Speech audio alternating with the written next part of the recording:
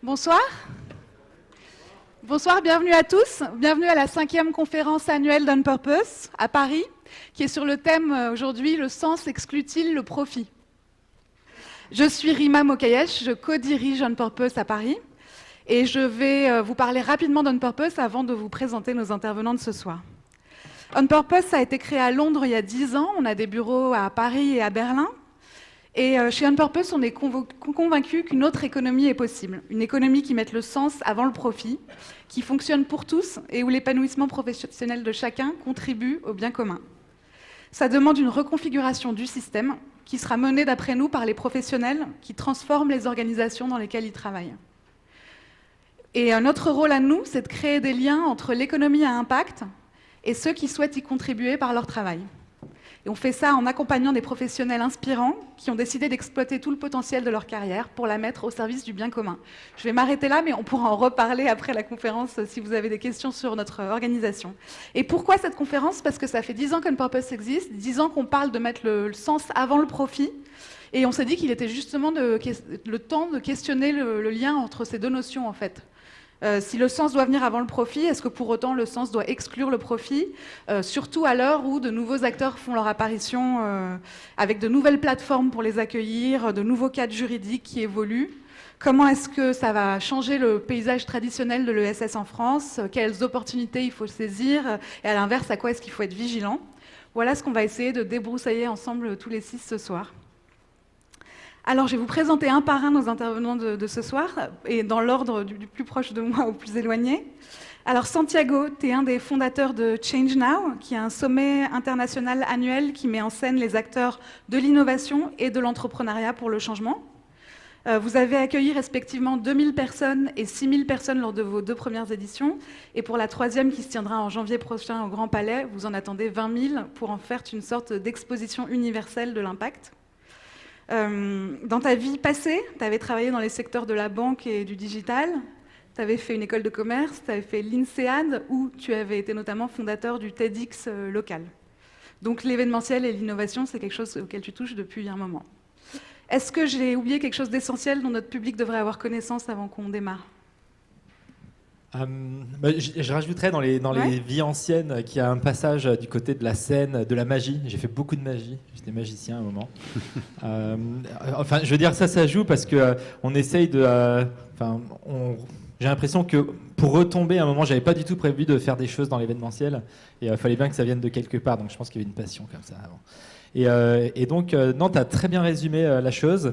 On est complètement dans le sujet parce que très clairement, voilà, on voulait montrer plein de solutions. En fait, on est au croisement de l'impact, des innovations et du business. Donc, en fait, c'est vraiment au croisement des trois pour créer ce grand événement mondial, un peu comme il y a le CES à Las Vegas qui attire un peu la planète entière de la tech. Donc, on s'est dit il faut qu'il y ait un endroit dans le monde qui arrive à rassembler les leaders mondiaux de l'impact. Ok, et rendez-vous en janvier au Grand Palais. C'est ça.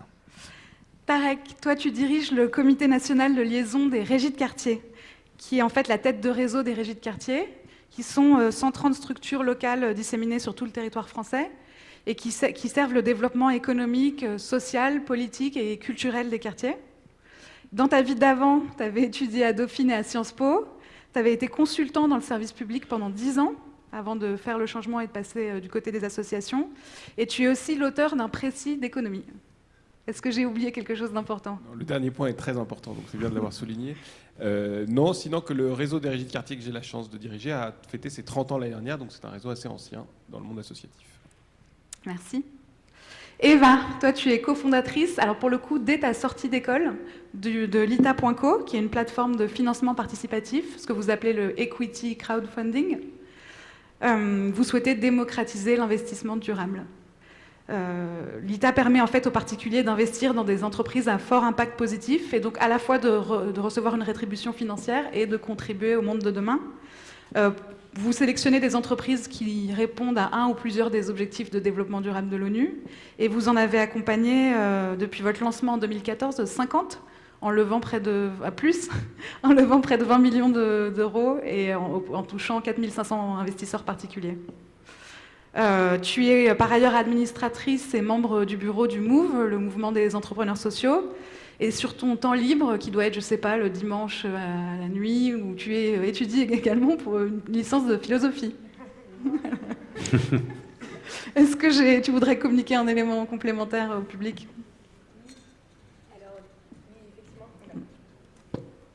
Allô, oui. La face visible de l'iceberg, c'est les plateformes d'investissement. Mais il n'y a pas que ça. On a aussi des plateformes de dons, notamment sur le sujet des migrations, dont une qu'on a lancée avec le Vatican. On a des club deals de business angel aussi, en France et en Belgique. Et on lance un fonds bientôt d'impact. Et voilà, notre objectif, c'est vraiment la démocratisation de la finance responsable. Et ça passe par les plateformes d'investissement, mais ça pourra passer demain aussi par d'autres types de produits. Voilà. Merci de le préciser. Et pour finir, Vivien, alors je parlais tout à l'heure du mouvement des entrepreneurs sociaux, tu en es aussi administrateur et aussi membre du bureau, donc vous vous côtoyez dans ce cadre-là tous les deux.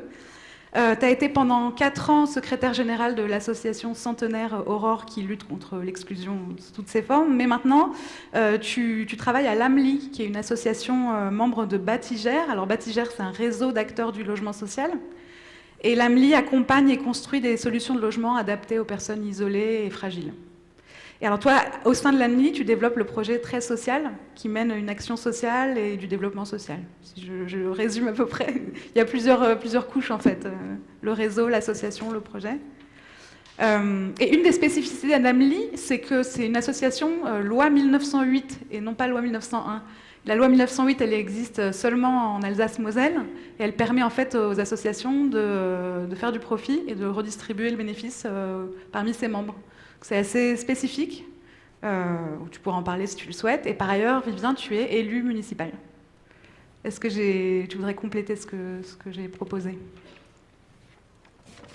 Non, je pense que tu as tout dit, et tu en sais peut-être d'ailleurs plus que moi sur les associations loi 1908. Moi, quand je suis arrivé et qu'on m'a dit ça, j'ai cru qu'il y avait une faute de frappe sur l'énoncé.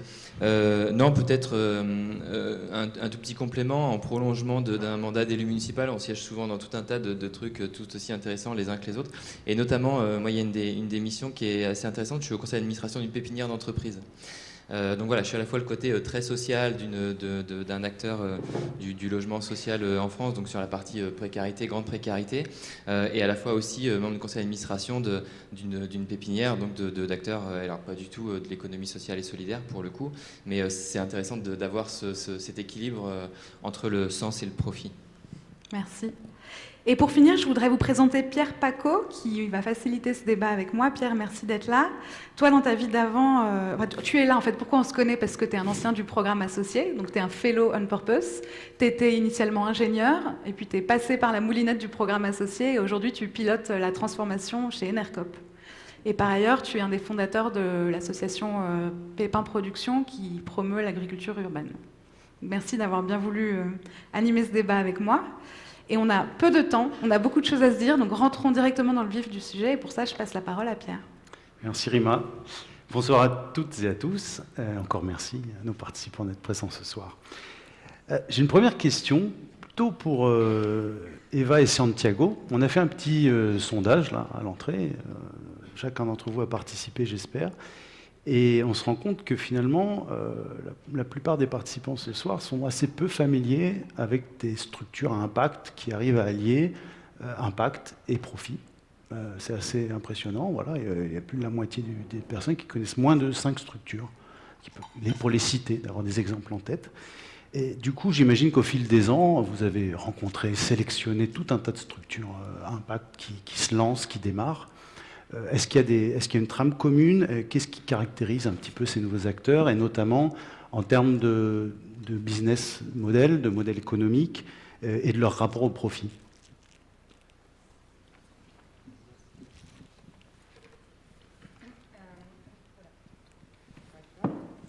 Donc moi, sur cette position, je pense qu'il ne faut pas être dogmatique et imaginer les entreprises d'impact comme étant une même famille, même si ça serait plus simple parce qu'on serait peut-être plus unis, et on sait que le MEDEF est toujours plus fort parce qu'il est uni.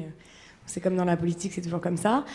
Mais donc justement, d'accepter en fait les différences et les distinctions qu'il y a entre les différentes familles de l'impact et du profit ensemble. Donc on va avoir des entreprises dans les tech for good, par exemple, qui seront dans des logiques assez classiques, assez d'hypercroissance, qui voudront toujours aller plus vite pour scalabiliser, mettre à l'échelle leur impact social. Et elles vont avoir un modèle économique un peu de start-up, donc beaucoup d'investissements, un résultat net très négatif, et essayer de conquérir un maximum de marché et être limite dans des logiques très compétitives et agressives parfois, mais toujours pour dupliquer cet impact social-là, dans cette logique positive. Après, on va avoir des entreprises de l'économie sociale et solidaire qui vont avoir des modèles un peu plus démocratiques, un peu plus coopératifs, dans des logiques de répartition de valeur dès l'origine du projet. Donc c'est des modèles qui sont les modèles les plus anciens, les modèles associatifs, les modèles coopératifs, les modèles mutualistes, etc., qui étaient à la base moins portés sur l'utilité sociale à la base, mais essentiellement sur l'organisation, qui aujourd'hui peuvent aussi démontrer une certaine utilité, mais les groupes mutualistes ou les banques coopératives, elles ont un objectif social, mais c'est moins affiné que dans une entreprise ESUS, par exemple. Et on va avoir aussi des entreprises sur des modèles plus locaux, qui pour moi sont aussi des entreprises d'impact, qui vont être des entreprises plus locales, avec des épiceries d'insertion, ou pas forcément dans des logiques d'insertion justement, mais avec des business qui sont responsables, qui sont ancrés dans les territoires, qui font de mal à personne et qui augmentent l'ancrage aussi de notre tissu économique sur notre territoire. Et c'est essentiel, notamment pour combattre les groupes qui détruisent un peu d'emplois et le commerce local, etc. Donc voilà, et là j'en ai donné quelques exemples, mais il y en a encore énormément. Donc c'est pour ça que le sujet, c'est toujours en fait de pouvoir piloter son impact social, de mettre son utilité sociale au cœur de son entreprise, de mettre en place un modèle économique qui ne nous rende pas dépendants de telle ou telle subvention. On dit souvent ça en accusant les associations, mais les startups, elles sont aussi dépendantes de leur levée de fonds. Donc voilà, c'est toute mesure gardée, ce que je suis en train de dire. Et surtout d'intégrer deux choses qui sont essentielles et qu'on oublie souvent, la répartition des richesses qui sont produites dans l'entreprise, du capital avec les salariés et une gouvernance plus ou moins participative et démocratique. Santiago, tu partages cette catégorisation ? En fait, je partage, oui, de toute façon, c'est une cartographie et c'est un fait, c'est comme ça. Hein. Il y a une grande diversité des acteurs, on va dire, à impact. Moi, j'appelle impact au sens large, mais voilà, ça intègre l'ESS, ceux qui viennent plus du côté plutôt environnemental, d'autres plutôt du côté social, etc. Mais ce que je dirais en plus de ça, c'est que moi, je vois deux tendances, en fait, qu'il y a en plus. La première, c'est que en fait, là, on est en train de se rendre compte que si on veut avoir un impact qui puisse durer dans la durée, bon, c'est une pas très belle phrase, mais voilà, si on veut que l'impact puisse durer, tout simplement, ce qu'il faut, c'est qu'on puisse avoir un modèle soutenable pour cet impact-là. Donc, le profit est un modèle de durabilité de la solution. Donc, il faut, si on veut avoir un impact durable, penser à, OK, comment je le rends profitable pour au moins pouvoir pérenniser mon action en tant qu'entrepreneur. Ouais. Deuxième chose, et là que que moi il m'a frappé, ce qui a aussi contribué au fait que je lance Change Now, c'est que il y a eu un changement de perception de ce qu'était un entrepreneur social. L'entrepreneur social, de plus en plus, est quelqu'un qui parfois a déjà eu une vie d'entrepreneur avant, qui est quelqu'un qui vient parfois du monde du business et qui s'est dit, moi je vais utiliser mes compétences à fond pour avoir un impact et créer une entreprise sociale. En fait, ça je le vois, c'est autour de moi, ceux qui sont maintenant dans leur vie d'entrepreneur social avaient déjà une expérience qui n'avait rien du tout à voir avec le social ou l'environnemental, mais ils sont tombés dedans. Est-ce que ça change leur rapport au profit ? Alors, ça ne change pas forcément le rapport au profit, je pense pas. Non. Il y a cette croyance qu'on peut faire les deux, et c'est une conviction profonde. C'est-à-dire qu'en fait, après, c'est vraiment une question un peu comme, on va dire, c'est le capitalisme en général. Aujourd'hui, ce qui s'est passé, moi c'est comme ça que je le vois, c'est qu'il y a eu un déséquilibre dans le modèle capitaliste qui s'est fait à peu près au moment des années 80 avec la financiarisation. Avant, on avait le stakeholder value qui faisait que lorsqu'on faisait du profit, on voulait le répartir à l'ensemble des parties prenantes de l'entreprise. Donc c'était les fournisseurs, les partenaires, les employés, les actionnaires, tout ça. Financiarisation a fait que la balance est complètement tombée du côté des actionnaires. Et à partir de ce moment-là, pour moi, en effet, il y a eu une question de maximisation du profit au-delà de ce qui était raisonnable. Et c'est là qu'il y a eu un peu le problème. Mais l'entrepreneur, parfois, a une vision du profit qui est pour moi plus équilibrée, plus saine. Eva, je te vois réagir. Le capitalisme, il connaît ses débris depuis plus longtemps que ça, depuis l'avènement de la technique. D'ailleurs, les sociétés communistes, elles se sont quand même créées sur ce constat-là, sur le fait que quand même le capitalisme aliénait en fait finalement sa ressource salariale, ses ressources humaines pour produire plus de profit pour le capitaliste, donc qui est responsable de ce grand capital. Et je pense que ça n'a pas changé en fait. La technologie a remplacé la technique et le machinisme des années industrielles, mais au final, on est toujours dans cette logique de surproduction. En fait, c'est surproduction. Et donc la surproduction, elle diminue les profits. Enfin, ça, c'est le modèle marxiste, donc je vais me calmer, mais elle diminue les profits et elle fait que du coup, si on veut faire plus de profits, on est obligé en fait de presser sur la masse salariale, de garder une unité de chômeurs pour pouvoir presser davantage sur les salariés et donner envie en fait, et concrètement quand des gens font des burn-out, de pouvoir les réinsérer dans l'entreprise. Et ça, c'est quelque chose qui est lieu depuis l'époque industrielle. Donc si on veut vraiment révolutionner notre modèle, il faut même repenser notre logique de croissance. Voilà. Et pas uniquement notre logique financière qui doit se repenser, mais si on met le doigt uniquement sur ce problème de la financiarisation, on risque de passer à côté du vrai problème. Voilà.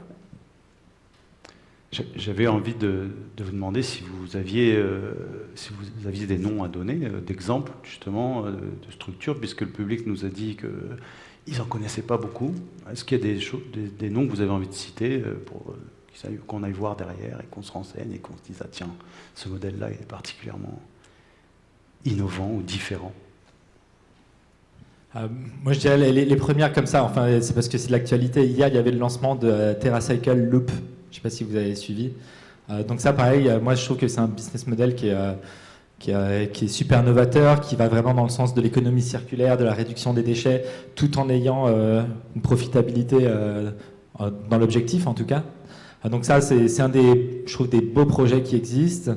On pourrait parler de Fairphone aussi, par exemple. Bon, ça, c'est plus des gros maintenant qui commencent à se développer. Phoenix en France, Carnot Computing, que je mets aussi dans cette catégorie-là, qui utilise la chaleur fatale des data serveurs. En fait, ils créent des petits radiateurs qu'on peut mettre chez soi, sauf que c'est une brique de data server, et cette chaleur vient chauffer l'appartement, voilà, au lieu d'être refroidi quelque part, quoi.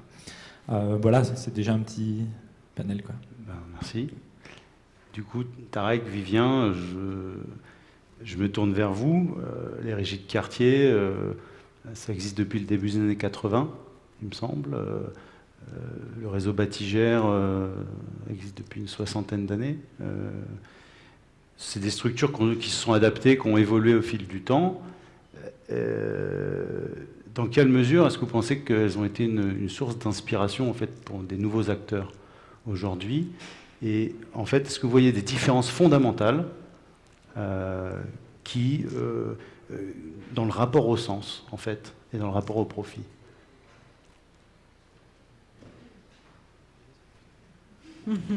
C'est pas facile. Alors donc oui, les régies ont 30 ans et peut-être, comme on se le disait entre nous avant de démarrer, on est peut-être des représentants ici de l'ancien monde, entre guillemets. En tout cas, c'est le modèle des régies de quartier. Ce sont toutes des associations. Ce sont toutes des associations loi 1901. Et pour autant, je le précise parce que c'est pas la première image qui vient. En moyenne, une régie de quartier, ça fait 1 500 000 euros de budget et 800 000 euros de chiffre d'affaires. Et c'est une cinquantaine de salariés, donc ce sont de vrais PME. Que souvent les directeurs de régie de quartier présentent à leurs partenaires en disant on est des entreprises associatives. Donc oui, on a les exigences d'une entreprise et on a le militantisme, le bénévolat, le fonctionnement associatif d'une structure associative. Et en fait, je vais rebondir sur ce que tu disais, à savoir que le profit, c'est l'enjeu du profit, c'est de permettre de pérenniser l'impact. Un truc comme ça. Et en fait, la question n'est pas tant de savoir s'il faut faire du profit ou pas, mais d'en faire un moyen au service d'une finalité qui est un peu plus grande. Et les régies de quartier, elles font pour le dire très vite, les régies de quartier, elles ont un volet de développement économique et d'emploi. On crée de l'emploi dans les quartiers, on fait travailler les habitants sur leur quartier. Elles travaillent avec les bailleurs sociaux pour que ce soit des habitants qui entretiennent les parties communes, qui entretiennent les espaces extérieurs, qui fassent les petits travaux de rénovation d'appartements, etc. Et donc pour ça, c'est de l'activité économique, c'est du marché, c'est de l'activité marchande. De l'autre côté, elles répondent dans une logique tout à fait d'économie solidaire, elles répondent à des besoins qui ne sont pas couverts. C'est pour ça qu'elles sont sur des territoires en grande difficulté, les régies interviennent surtout sur des quartiers prioritaires. Donc pour les besoins non couverts, elles font quoi? Les régies de quartier, elles font des cafés associatifs, elles font des garages, des auto-écoles sociales, elles font des jardins partagés. Toutes ces activités-là, elles n'ont pas de modèle économique en soi, ce sont des activités déficitaires. Et toute l'idée d'une régie de quartier, c'est de dire on va faire d'un côté du profit et des excédents pour que ça nous permette de financer et de faire tenir et de pérenniser dans la durée des activités sociales qu'on développe par ailleurs. Et donc il y a une logique à avoir des modèles un petit peu hybrides entre le marchand et le non marchand, et à faire que grâce au marchand, en fait, pour le dire vite, l'économique finance le social dans le modèle. Donc le profit a une valeur très utilitariste qui est celle de servir le projet et de servir les besoins des habitants. Donc je ne sais plus quelle était la question, si on était une source d'inspiration, je ne sais pas. En tout cas, c'est des mouvements. En fait, pour revenir peut-être à l'origine, Aurore qui est très ancienne, les régies de quartier, c'est des associations, donc ça a contribué à construire le mouvement un petit peu associationniste qui est né en France, qui a évolué pour devenir le mouvement de l'économie sociale et solidaire, une des parties du mouvement de l'économie sociale et solidaire. Mais ce qui est important d'avoir en tête, c'est que le mouvement associationniste dont nous sommes issus, il n'est pas du tout né sur des logiques de profit, mais il est né sur des logiques de revendication, d'espace de démocratie partagée, de réponse à des besoins sociaux. Enfin, il est né dans vraiment ces logiques-là et ces dynamiques-là. La question du profit, elle était complètement absente de ces champs-là, et c'est pour ça que l'État ait joué un rôle assez fort de soutien, de subventionnement, de portage de ces actions associatives, en considérant que ça remplissait une mission d'intérêt général, et la question du profit n'était même pas posée. Le monde a évolué, donc évidemment maintenant la question, elle se pose de manière un petit peu prégnante. Donc est-ce qu'on a été des sources d'inspiration? Je ne sais pas. Les différences fondamentales peut-être qu'il y a, nous, pour le dire très rapidement, il n'y a aucun jugement de valeur là-dedans, c'est qu'entre le monde de l'entrepreneuriat social et le monde associatif, il y a une notion peut-être qui a évolué, c'est qu'on est passé de mouvements très collectifs, où on a une dynamique collective, on a des espaces de démocratie, de co-construction, de faire ensemble, à une image, qui est souvent un peu biaisée d'ailleurs, de l'entrepreneur social, du parcours individuel, du portage de projets individuels, etc. Ça, c'est une bascule qui a été vraiment importante. Et derrière, les logiques, une différence aussi fondamentale, mais on pourra y revenir plus en détail, c'est la question de l'impact, qui est devenue une notion assez fondamentale dans le social business, dans toutes ces logiques-là, que nous manions avec beaucoup plus de précaution. Voilà. Et ça, on pourra y revenir, notamment si on parle sur le champ du développement social et de toutes les activités sociales. La question de l'impact est toujours assez compliquée à gérer. Vivien, tu veux compléter? Ouais, c'est marrant, j'allais dire quelque chose sur l'impact, parce que c'est un mot que j'utilise absolument pas du tout au quotidien dans ma vie professionnelle. Un peu de temps en temps quand même quand je siège au bureau du Move, parce que c'est un terme, une notion en tout cas qui nous rassemble entrepreneurs sociaux au sens très large, tous statuts confondus. Et quand on veut avoir une approche sur tous les statuts. Mais c'est vrai qu'au quotidien, on ne se pose pas la question de notre impact. On utilise peut-être d'autres mots beaucoup plus anciens, comme intérêt général ou des trucs comme ça, ceux que les plus jeunes ne connaissent pas. Non, moi j'avais envie de citer un exemple d'entreprise, pour l'anecdote, parce que j'aime justement s'arrêter un peu sur les mots. Quand je travaillais à Aurore, on a fait, en collaboration avec la régie de quartier du 13e arrondissement de Paris, enfin une des régies de quartier, il y en a peut-être plusieurs, et puis l'Armée du Salut, on a créé collectivement une structure qu'on a appelée une entreprise à but d'emploi. Alors, je vous invite à réfléchir un petit peu sur ce que ça peut vouloir dire, une entreprise à but d'emploi. C'est-à-dire que tout d'un coup, on se disait que, tiens, si on confiait à une entreprise une responsabilité sociétale, une responsabilité d'emploi, c'est quand même très intéressant. Alors en fait, bon, c'est pas nous qui avons eu l'idée, hein, c'était le cadre qui était celui-là. Ça partait d'un très bon sentiment. L'idée, c'est le territoire zéro chômeur pour ceux qui en ont entendu parler. L'idée, c'est de créer effectivement des entreprises qui sont a priori pas rentables, sauf si on considère que le fait d'employer des gens qui ne sont pas sur le marché de l'emploi et qui donc perçoivent des aides sociales au départ, en fait apporte une richesse qui est leur force de travail et la création de valeur qu'ils vont pouvoir quand même apporter, même si c'est marginal, mais aussi le redéploiement des aides sociales qui seront mieux utilisées si elles permettent aux gens d'être employés et de retrouver une dignité, une insertion dans la vie économique, que si c'est des aides passives que les gens reçoivent en compensation du fait que la société ne parvient pas à les intégrer mieux que ça. Voilà. Donc c'est les territoires zéro chômeur, c'est très très intéressant, mais c'est vrai qu'il y a ce mot de l'entreprise à but d'emploi qui quand même doit nous amener à réfléchir sur peut-être une certaine dérive du système, ou du sens, ou de ce qu'est devenue une entreprise au fil du temps. Alors je ne sais pas si c'est depuis 1980 ou depuis Ford, voilà. Mais en tout cas, il y a effectivement... voilà. Moi, je voulais aussi répondre à la question, peut-être au nom du logement social, sur la question associative, on a un peu parlé, mais au nom du monde du logement social. Allez, un mot encore. Un bailleur social dit privé. Hein, dans le monde du logement social, il y a les bailleurs publics et puis il y a les bailleurs qu'on appelle les bailleurs privés. Juridiquement, ça s'appelle les entreprises sociales de l'habitat, ESH. Et en fait, très récemment, ces ESH, ces entreprises sociales de l'habitat, se sont aperçues qu'elles étaient des entrepreneurs sociaux, c'est-à-dire qu'elles remplissaient les critères qu'on a l'habitude de citer, d'une responsabilité sociétale, d'une gouvernance qui est bien souvent partagée, et puis d'un profit qui est évidemment limité, avec des statuts qui sont adaptés, etc. Mais en fait, je pense qu'on n'a absolument pas, ces bailleurs-là n'ont absolument pas inspiré un mouvement de société associatif, entrepreneuriat social, bien loin de là. Au contraire, des gros organismes de gestion, donc qui géraient des sommes d'argent considérables, Batiger, c'est 850 millions de chiffre d'affaires annuel, se sont aperçus qu'en fait, avec un tout petit peu de cet argent-là, de finesse, et du coup, on n'est plus sur les 850 millions, on est résidence par résidence, on est capable d'amorcer, on est capable d'appuyer, on est capable d'aider des projets d'entrepreneuriat social. Voilà. Et moi, cette alliance-là, je la trouve très très intéressante. Donc pas dans le sens de l'inspiration, mais vraiment une alliance dans laquelle, par exemple, un bailleur social, il a souvent des rez-de-chaussée qui ne sont pas utilisés. Et donc qui lui coûtent de l'argent ou qui en tout cas ne rapportent rien. Et là, on peut y accueillir des entrepreneurs sociaux qui ont un modèle économique, qui sont capables de payer un loyer éventuellement réduit et qui peuvent aussi apporter, eux, en retour, un petit quelque chose, un lien avec les habitants qui sont au-dessus. Et, voilà. Et là, on crée des richesses, on crée quelque chose dans l'alliance entre les différents secteurs. Merci. Merci. Donc, ce qui s'est dégagé pour le moment, ce qu'on a entendu, c'est des notions d'intérêt général qui deviennent des notions d'impact. Est-ce que c'est vraiment différent? On n'est pas sûr. Mais des modèles qui sont construits sur des convictions et des modèles associatifs avec une dérive vers les modèles entrepreneuriaux. Je ne sais pas si dérive, c'est le bon mot. En fait, le cadre est en train d'évoluer, les acteurs sont en train d'évoluer, et notamment en France, tu parlais d'entreprise ESUS tout à l'heure, Eva. Je ne sais pas si c'est un terme avec lequel la plupart des gens ici sont familiers, mais on voit ces labels qui se créent, la loi Pacte qui autorise, qui crée les entreprises à mission, les nouveaux systèmes de contrat impact social. Alors, on ne va pas pouvoir parler de tout aujourd'hui, mais avec ce cadre qui évolue, est-ce que c'est une bonne chose ou pas? Est-ce que ces changements à la marge vont être suffisants? On a demandé l'avis du public tout à l'heure en entrant. On leur a demandé est-ce qu'il faut d'abord changer soi-même de travail? Est-ce qu'il faut changer la façon dont les acteurs fonctionnent, ou est-ce qu'il faut changer le système?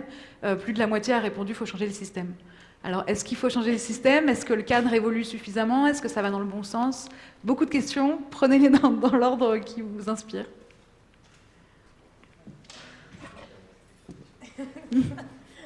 C'est bien de vouloir changer le système, mais en fait le système c'est rien, c'est du vent. Ce qu'il faut changer, c'est les gens et leur manière de fonctionner, leur manière de produire, leur manière de réfléchir individuellement et ensuite au niveau d'un système, bien sûr. Mais le système, c'est nous qui l'avons construit, quoi. Il a été construit par les mains des hommes, pas par les mains des robots, ça ce sera bientôt, mais là pour l'instant c'est pas le cas. Donc du coup, ce qu'il faut faire, c'est déjà se remettre en question quand on se dit on veut changer le système, qu'est-ce qu'on est prêt nous à voir changer? Parce qu'en fait, si on se lance dans des logiques entre guillemets plus ou moins révolutionnaires à l'extérieur et pas dans sa propre, il changera jamais en fait ce système vraiment. Donc déjà, réfléchissons de manière pragmatique sur qu'est-ce qu'on est prêt de changer. Et donc pour pouvoir pas être dans un mode trop radical, même si je suis la radicaliste en parlant de Marx, je suis pas du tout. Je pense clairement qu'il faut infuser le truc de l'intérieur, qu'il faut pas déconstruire. Moi, je crois pas en l'homme actuel du 21e siècle qui est en capacité de révolutionner et de créer un système complètement vertueux, éthique, où l'empathie est la valeur fondamentale. Non, on va repartir dans des logiques classiques. Donc infusons ce système-là. Donc ça, c'est ma première remarque. La deuxième, par rapport au cadre qui est en train de se mettre en place. Très honnêtement, aujourd'hui, on a un cadre très favorable. On a des sociétés qui ont un statut, etc. Il y a un problème d'alignement, en fait, entre les acteurs de notre secteur on a mis en place un statut qui est quand même exceptionnel, le statut ESUS, qui permettra ensuite de pouvoir, déjà dans un premier temps, de pouvoir réunir toutes les entreprises qui partagent cette triple conviction l'utilité, donc l'intérêt économique au service de l'intérêt général, la gouvernance démocratique, pardon, et la répartition des richesses. Donc, si on arrive à réunir tous ces gens-là dans un même système, dans un même statut, derrière, on arrivera à avoir plus d'avantages. Mais le problème, c'est qu'aujourd'hui, quand on va faire du plaidoyer et qu'on leur dit on a besoin d'une fiscalité avantageuse pour les entreprises sociales, on a besoin de priorités sur les appels publics, etc., donc toutes ces choses dont on va avoir besoin pour se développer et passer à l'échelle, et ben ils nous disent d'accord, mais vous avez 300 pauvres Résus, qu'est-ce que ça représente votre secteur? On leur dit mais non, c'est beaucoup plus que ça, parce qu'il y a les entreprises tech for good, il y a les machins, etc., d'accord, mais au final, faut qu'on vous reconnaisse. Donc, déjà, il faudrait qu'en fait toutes les entreprises qui partagent ces 3 valeurs, elles rejoignent ce statut ESUS pour être en capacité de porter un vrai plaidoyer. Voilà. Je ne sais pas parler les autres maintenant. C'est un appel, hein. S'il y a des entrepreneurs dans la salle, rejoignez, prenez le label ESUS, voilà, déjà, pour grossir les rangs. Moi, je vais avoir un discours très optimiste en fait sur ce côté des entreprises qui se mettent à bouger, dans le sens où en fait, juste pour la petite histoire, c'est important d'avoir le cadre. Moi, j'ai toujours été, depuis toujours, un grand passionné de business. Le business, ça a été, pour moi, une passion intellectuelle, une passion à beaucoup de niveaux. Et un peu comme certains pouvaient voir, finalement, faire de la politique comme une vocation. On disait, on fait de la politique parce qu'on peut faire changer les choses. Mais en fait, moi, j'avais toujours considéré petit que le business, c'était un super moyen de faire bouger les choses. Qu'être entrepreneur, que de faire, de créer une entreprise, c'est un super levier de changement. Et pourquoi? Parce qu'en fait, une entreprise, avant tout, c'est plusieurs personnes qui se rejoignent pour essayer de donner vie à une vision plus grande que ce qu'ils feraient tout seul. Donc, ça, c'est déjà pour donner le cadre. Je reviens un petit peu aussi en 2015, c'était le moment où a germé vraiment l'idée de Change Now, où j'étais à la COP21, et à la COP21, un gros constat qui était que d'un côté, il y avait une énorme attente des citoyens pour que la solution vienne de cet accord gouvernemental, et d'autres citoyens qui avaient déjà complètement lâché l'affaire et qui disaient non, c'est la prise d'action citoyenne de chacun de nous en étant activistes et militants qui allons changer les choses. Et là, moi, je me suis dit, en fait, il y a un maillon intermédiaire dont on ne parle pas trop, c'est les acteurs du privé. Et aujourd'hui, si on a, des PC et des téléphones un peu partout, c'est aussi parce qu'il y a des acteurs du privé qui s'étaient mis cette vision-là de dire on va mettre un ordinateur dans chacun des foyers. Donc, ils ont transformé complètement notre quotidien. Et ça, c'est surtout des entreprises qui l'ont fait. Donc, Change Now a cette vocation de dire, OK, allons chercher les entreprises et les entrepreneurs qui sont en train de développer des business models qui vont permettre de créer justement une société, un monde meilleur. Et ceux-là, on va les booster à fond. Voilà, donc c'est ça. Et pour revenir sur cette question-là de ce qui se passe, justement, la loi Pacte, Bicorp aussi, qui se développe, ouais. Il y en a beaucoup. Je trouve que c'est un signe de vitalité du secteur, donc c'est bien. Après, il faut voir où est-ce qu'on sera dans 5, 10 ans, sans oublier que le label ne fait pas l'action, et c'est l'action avant tout qui compte à ce niveau-là. Tarek, quand on avait préparé cette conférence ensemble, tu avais évoqué certains des risques de certains de ces mécanismes. Est-ce que tu veux nous en dire un peu plus aujourd'hui? À quoi est-ce qu'il faudrait être vigilant avec la mise en place de ces nouveaux labels et de ces nouveaux mécanismes? Alors en fait, et peut-être pour répondre aussi à la question précédente, ouais. Une des choses que je n'ai pas dites sur les différences fondamentales notamment, c'est que les mouvements auxquels on participe sont des mouvements qui sont initialement des mouvements politiques, qui ont des projets politiques très forts. Et tout le risque de passer vers une logique de marché, c'est de passer d'un objet politique à quelque chose de totalement dépolitisé et de rentrer dans une logique de prestataire. C'est des choses que l'on voit, nous, que l'on observe. Si je prends ce que je connais bien, les régies de quartier, une régie de quartier, il y a 15 ans, c'était facile pour une régie de quartier avec des collectivités ou avec des bailleurs sociaux, elle avait des conventions. C'était des partenaires, on fait une convention avec vous, on fait une convention pour 5 ans, c'est nous, les habitants du quartier, qui allons rénover les parties communes de tel appartement. Maintenant, les régies de quartier, elles sont obligées de répondre à des marchés publics. Voilà. Je ne dis pas que la concurrence et que le droit des marchés publics, c'est pas bien, mais maintenant, il faut rentrer dans le jeu de la commande publique, ce qu'on fait de manière tout à fait naturelle. Mais ça change évidemment le prisme de partenaires, collectivités, bailleurs, qui sont nos administrateurs aussi, qui construisent avec nous des projets. Ah oui, on a construit le projet ensemble, ça serait bien que vous le fassiez, mais on va faire un marché. Ah bah désolé, il y a une boîte qui est venue qui a fait ça moins cher, on va prendre la boîte. Bah désolé, voilà, on a aussi des logiques de coût. Bref, on change un peu de philosophie et évidemment on dépolitise un petit peu des objets qui avaient une vocation à changer le monde, à changer les manières de faire, à changer les modes de production, à changer les modes de construction, à changer. Bref, il y avait un objet politique fort et cet objet politique, il y a un risque qui s'affadisse un petit peu. Il y a une phrase que j'ai essayé de pas trop citer Jean-Louis Laville, mais Jean-Louis Laville, qui est un universitaire sur l'économie sociale et solidaire un peu connu et qui nous accompagne depuis longtemps, cite beaucoup, il est très sud-américain dans ses analyses, il cite beaucoup un chercheur sud-américain qui a dit, après 30 ans d'expérience de suivi du monde des coopératives, a dit les coopératives avaient pour ambition de changer le marché, mais c'est le marché qui a changé le monde des coopératives.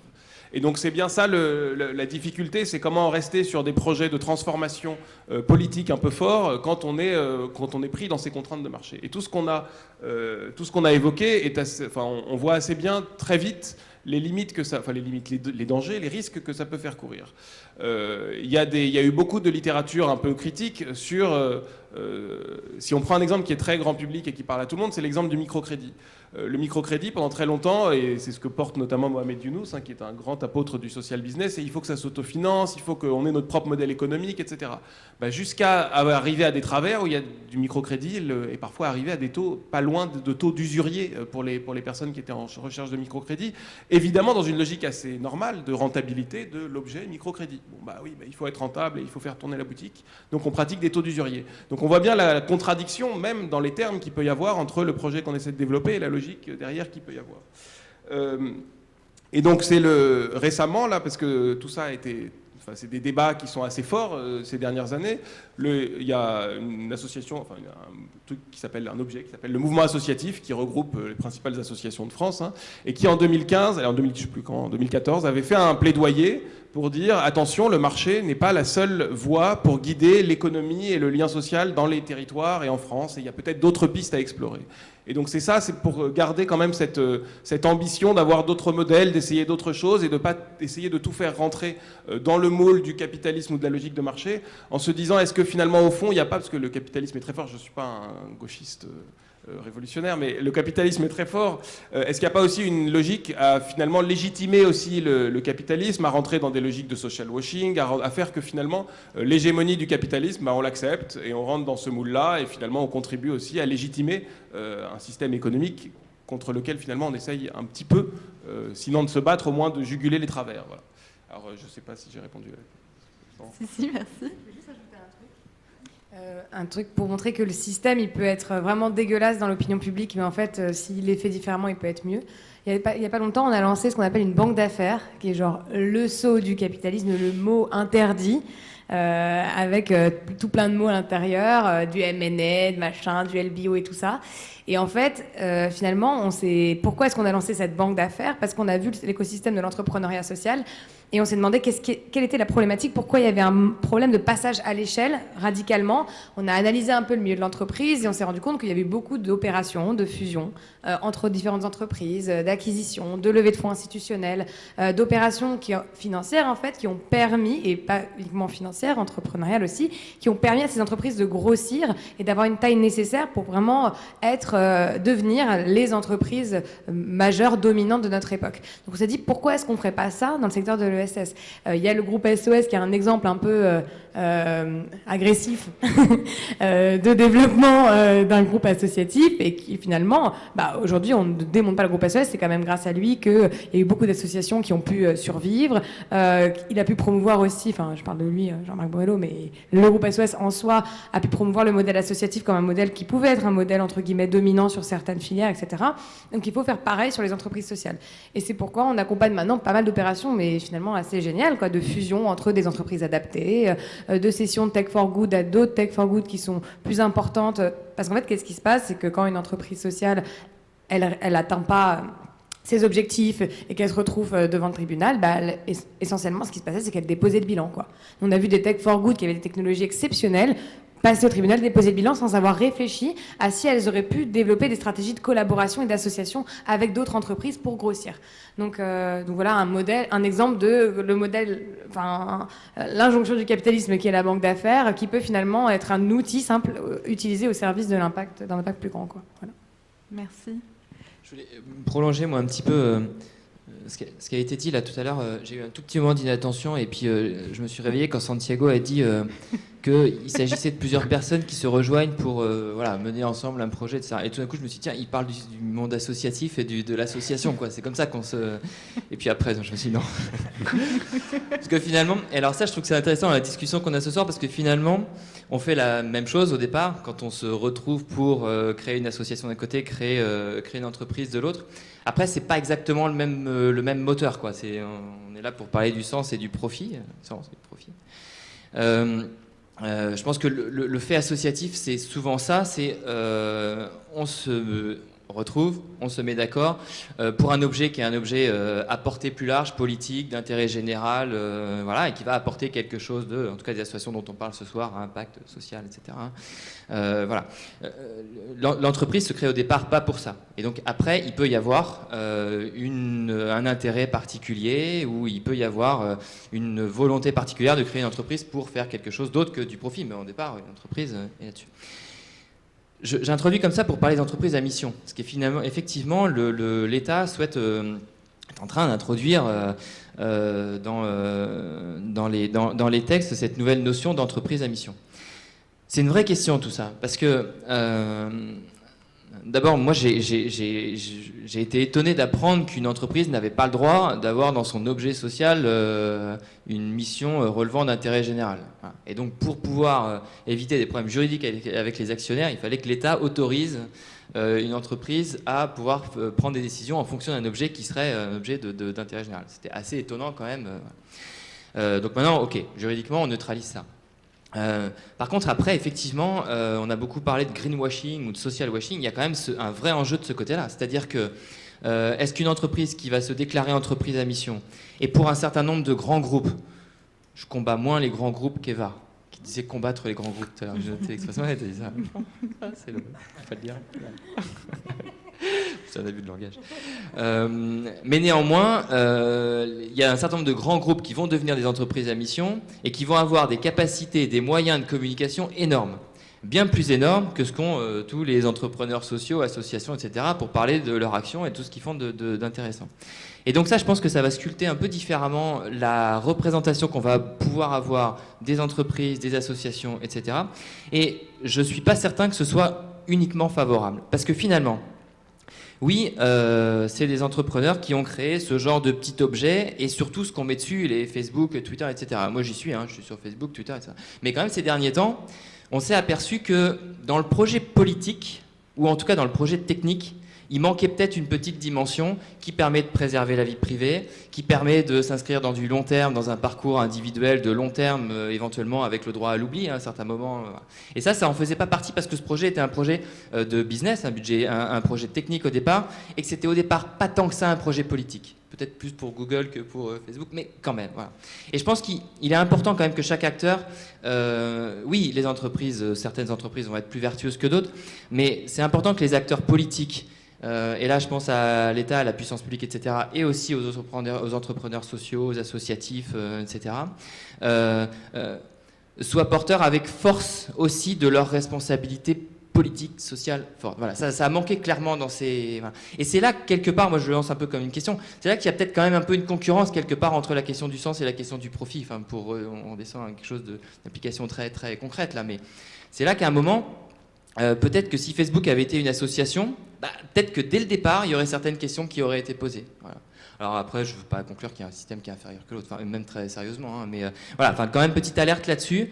Quand on a un projet politique au départ, très coopératif, très collaboratif, très porté sur l'intérêt général, très en prise aussi avec les acteurs publics et avec la société, peut-être qu'on apporte des choses qu'un acteur du business seul, en tout cas, va pas forcément être capable d'apporter. Allez, juste un petit mot aussi, tu as parlé de contrat à impact social.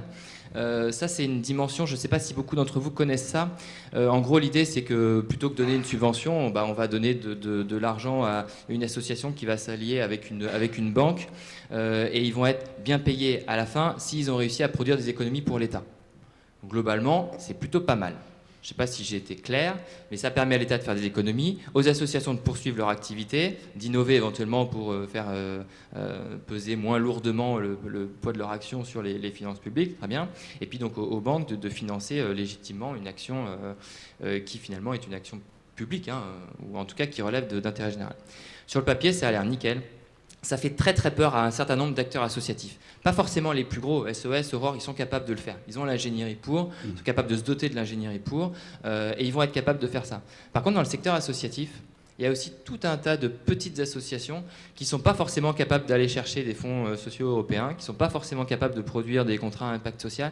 Et ça fait aussi réfléchir sur qu'est-ce qu'on fait et comment on change le modèle et est-ce qu'on a envie d'avoir des petites associations qui font du super boulot dans les quartiers, des petites ou des moyennes associations qui font du super boulot dans les quartiers, ou est-ce qu'on se dit non, allez, on va changer le modèle, on va introduire cette notion de business aussi un peu partout, parce que c'est vrai que ça fait gagner de l'argent, au risque de perdre tout un pan, tout un secteur de l'économie sociale et solidaire. Voilà, je le pose sous forme d'interpellation.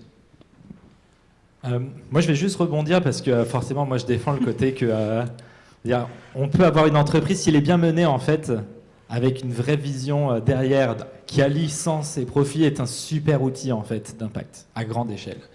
Parce qu'en effet, et sans défendre Facebook, hein, parce qu'ils ils ont tout leur travers, s'ils étaient une assoce, on peut se demander s'ils auraient eu le même succès, le même niveau de scalabilité et avoir 1 milliard d'utilisateurs s'ils étaient en mode assoce. En fait, c'est ça. Après, c'est toujours une question de trouver un modèle qui va permettre d'allier les deux en équilibre. C'est-à-dire qu'il faut faire du profit, mais juste ce qu'il faut pour qu'on continue à avoir une croissance de son impact. Pour moi, c'est vraiment toujours une question de tempérance dans tout ce qu'on fait au final.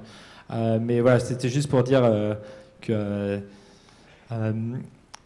pour moi, la vision de l'entreprise n'est pas forcément non plus manichéenne du profit contre sens. C'est ça que je voulais dire. Juste répondre à un tout petit truc. Je ne suis pas manichéen non plus, mais oui, effectivement, les entreprises, une entreprise comme Facebook s'est développée peut-être parce qu'il y avait un moteur qui était un moteur économique derrière. Moi, je veux dire que j'ai passé 4 ans à Aurore. Pendant ces 4 ans, Aurore est passée d'un budget de 70 millions à un budget de 150 millions. Elle est passée de 1000 à 2000 salariés, donc avec une croissance par an qui était entre 15 et 20% par an. Voilà. Et ça, c'est une association, loi 1901, le modèle de tout ce qu'il y a de plus dinosaure, pour ceux qui la connaissent, voilà. Le DG est un éducateur spé, et on est sur un modèle avec des financements publics, et donc on est largement dépendant des financements publics, etc. Mais une capacité à innover, à développer, à créer, à inventer des nouveaux modèles, des nouveaux dispositifs, etc. Ça existe aussi. Non, réponds. Vous allez pas faire un match de boxe à la Lego masculin à son paroxysme même dans le SS. Non, qu'est-ce que je veux dire? Oui, je trouve qu'il faut faire attention avec il y a un modèle qui est vertueux et l'autre qui ne l'est pas. Sincèrement, il y a en tout cas certainement des secteurs qui ne devraient pas rentrer dans le champ du business. Et ça, c'est aussi un problème. Le secteur du médico-social, le secteur du logement, enfin toutes les tâches en fait que l'État a oubliées, qui constituent le fait que c'est un État-providence et qu'il est censé apporter le minimum à ses citoyens. Et ce secteur-là, ça ne devrait pas être un secteur business. Parce que c'est quand on en fait un secteur business qu'on est en face de toutes les controverses. Donc clairement, déjà, il faut faire attention quand on tient ce genre de discours, parce que ça déresponsabilise l'État. Et je pense que notre travail de plaidoyer aussi, dans le cas notamment de toutes ces entreprises à mission, ça va être de dire aussi qu'on veut bien prendre ce champ, typiquement de l'insertion des personnes, parce que ça appartient au milieu de l'entreprise, de la finance solidaire, de l'agroalimentaire responsable, etc. Par contre, l'État doit toujours maintenir le cap, et s'il a une défaillance dans sa capacité à pouvoir loger les gens, etc., continuer à subventionner. Parce que quand on entend aujourd'hui dans le gouvernement Macron qu'ils appellent toute la fiscalité avantageuse pour les associations des niches fiscales, enfin... Non, c'est pas des niches fiscales, et donc il y a cette espèce de discours ambiant de on est en train de supprimer les niches fiscales. Non, ils sont en train de supprimer les subventions qu'ils avaient mis en place pour financer des associations qui répondaient à leurs manquements en tant qu'État-providence. Donc voilà, ça c'était mon point. Et par contre, il y a tout un secteur et un penchant de l'économie qui devra effectivement développer un business pour pérenniser son impact social. Ce qui n'exclut pas la présence d'acteurs du business dans le monde du logement, ou voilà. Mais peut-être pas exclusivement et peut-être pas, pas un modèle unique qui vient s'imposer. Tarek, toi qui as travaillé pendant 10 ans dans le secteur public auprès d'acteurs étatiques sur ce rôle de l'État, sur cette distinction que propose Eva entre certains secteurs et d'autres, est-ce que tu veux réagir ? Alors, c'est à peu près pour dire la même chose, à savoir que la subvention n'est pas un gros mot et qu'il faudrait arrêter de montrer du doigt les associations qui sont sous perfusion publique, je ne sais pas ce que ça veut dire, puisque évidemment je ne vois pas ce qu'on pourrait attendre comme rendement ou comme chiffre d'affaires généré de la part d'associations qui font de l'hébergement, qui font du français langue étrangère, qui font de l'accueil de migrants. Je ne vois pas ce qu'on peut en attendre, à part de les soutenir financièrement évidemment. Et à ce titre, tout ce qui s'est passé sur les contrats aidés est assez révélateur, et est assez révélateur du discours aussi et de la manière dont on essaye de tourner les choses. Parce qu'en fait, les contrats aidés, ils ont été coupés par le gouvernement Macron quand il est arrivé, en leur faisant porter une ambition qui n'était pas la leur. C'est-à-dire en disant les contrats aidés, ça ne marche pas parce que ça n'insère pas les gens vers l'emploi. Mais en fait, les contrats aidés, ce n'étaient pas des contrats d'insertion, c'était des contrats qui visaient à assurer des services de proximité, parfois par des collectivités, parfois par des associations, sur des territoires. Donc ça n'avait pas vocation à faire sortir les gens vers l'emploi, ça avait vocation à faire tourner des associations ou des collectivités en manque de moyens.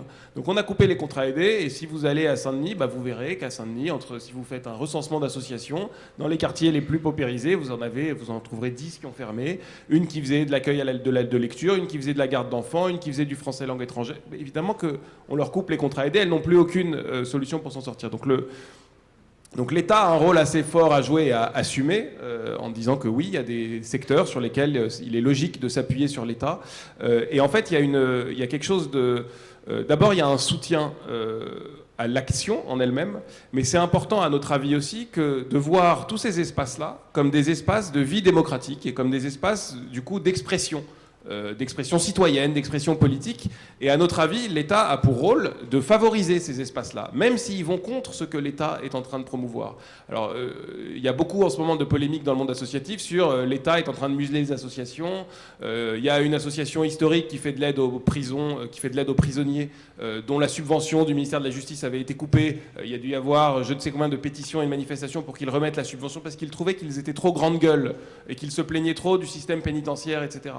Je vous invite à lire, il y avait un bouquin avec des tribunes, une très bonne du président d'Act Up, qui expliquait pourquoi c'était important que l'État finance Act Up, même si c'était pour que Act Up gueule sur l'État. Voilà. Et que ça participe de tout ça, en fait, la vitalité de la démocratie, la vitalité de la vie associative. Donc il y a à la fois un enjeu pour l'État à financer et à soutenir des activités utiles qui n'ont pas de modèle économique, parce qu'il n'y en a pas, et aussi à financer et à soutenir des espaces démocratiques d'expression, de cohésion sociale, de lien social, de citoyenneté. Ce n'est pas le grand débat qui fait société, ce sont les associations qui font société. Merci beaucoup. Avant de passer à autre chose, juste une question pour Santiago. On a évoqué des secteurs où peut-être l'État devait rester fort. Est-ce qu'à l'inverse, dans les acteurs que vous présentez chez Change Now et tous ceux que tu as rencontrés dans les dernières années, est-ce que tu penses qu'il y a des secteurs qui sont vraiment propices à l'entrepreneuriat, à l'innovation, à ces business models innovants ? C'est une question qui est compliquée. Hein. Ah. Dans le sens où, je dirais non, tous les champs. Aujourd'hui, on est dans une transformation qui est systémique. C'est tout qui change, en fait. Donc, c'est dur de dire ça, c'est particulièrement propice. Nous, on voit des choses qui vont du côté de la construction de la ville durable, à la mobilité, au nettoyage des océans, à l'économie circulaire, à l'agriculture. Tous les champs sont concernés, même l'éducation.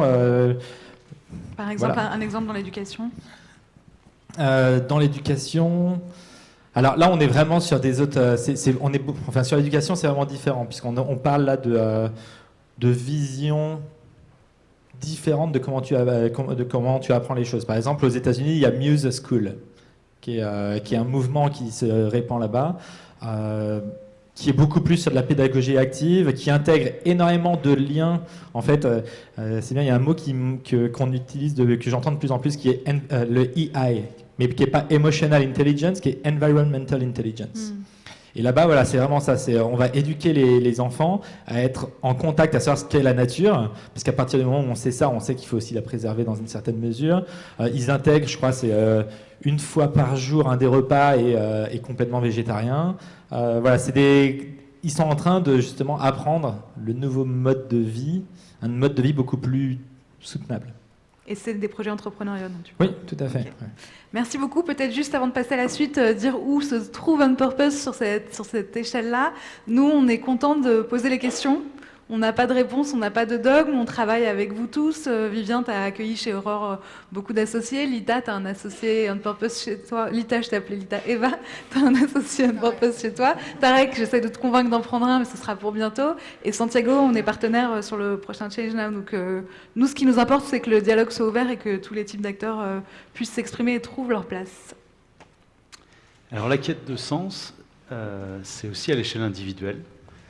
Les arbitrages entre sens et profit, c'est aussi quelque chose qui intervient à l'échelle de chaque humain, chaque individu. Encore une fois, on a demandé au public de s'exprimer. Ils nous ont dit il y a à peu près la moitié des personnes dans cette salle qui ne se retrouvent pas tout à fait dans le sens, qui ne trouvent pas le sens dans leur activité professionnelle aujourd'hui. Et du coup, je pense que c'est intéressant d'explorer, si vous voulez bien, avec vous, le parcours, le cheminement personnel qui vous a amené jusqu'ici, aujourd'hui, et éventuellement les embûches, quelques éléments en chemin, quelques choix stratégiques difficiles que vous avez dû faire en chemin. Est-ce que ça vous inspire? Qu'est-ce que ça vous inspire? C'est pas une question facile, mais on arrive sur la fin et on continue à creuser un petit peu. Alors non, moi j'ai toujours été assez convaincue que le sens allait être essentiel dans ma vie. Par contre, avant, je pensais effectivement que ça passerait par la politique. Il se trouve que c'est pas que j'ai choisi de faire de l'entrepreneuriat, c'est que j'ai été recalée à l'entretien de Normal Sup et du coup, j'ai été intégrée dans une école de commerce. Et à la base, je voyais l'économie comme étant un secteur un peu, voilà, pas forcément théoricien, pas forcément révolutionnaire, justement très carré. Et puis les écoles de commerce, pour moi, c'était un truc de beauf, donc j'y suis allée à reculons.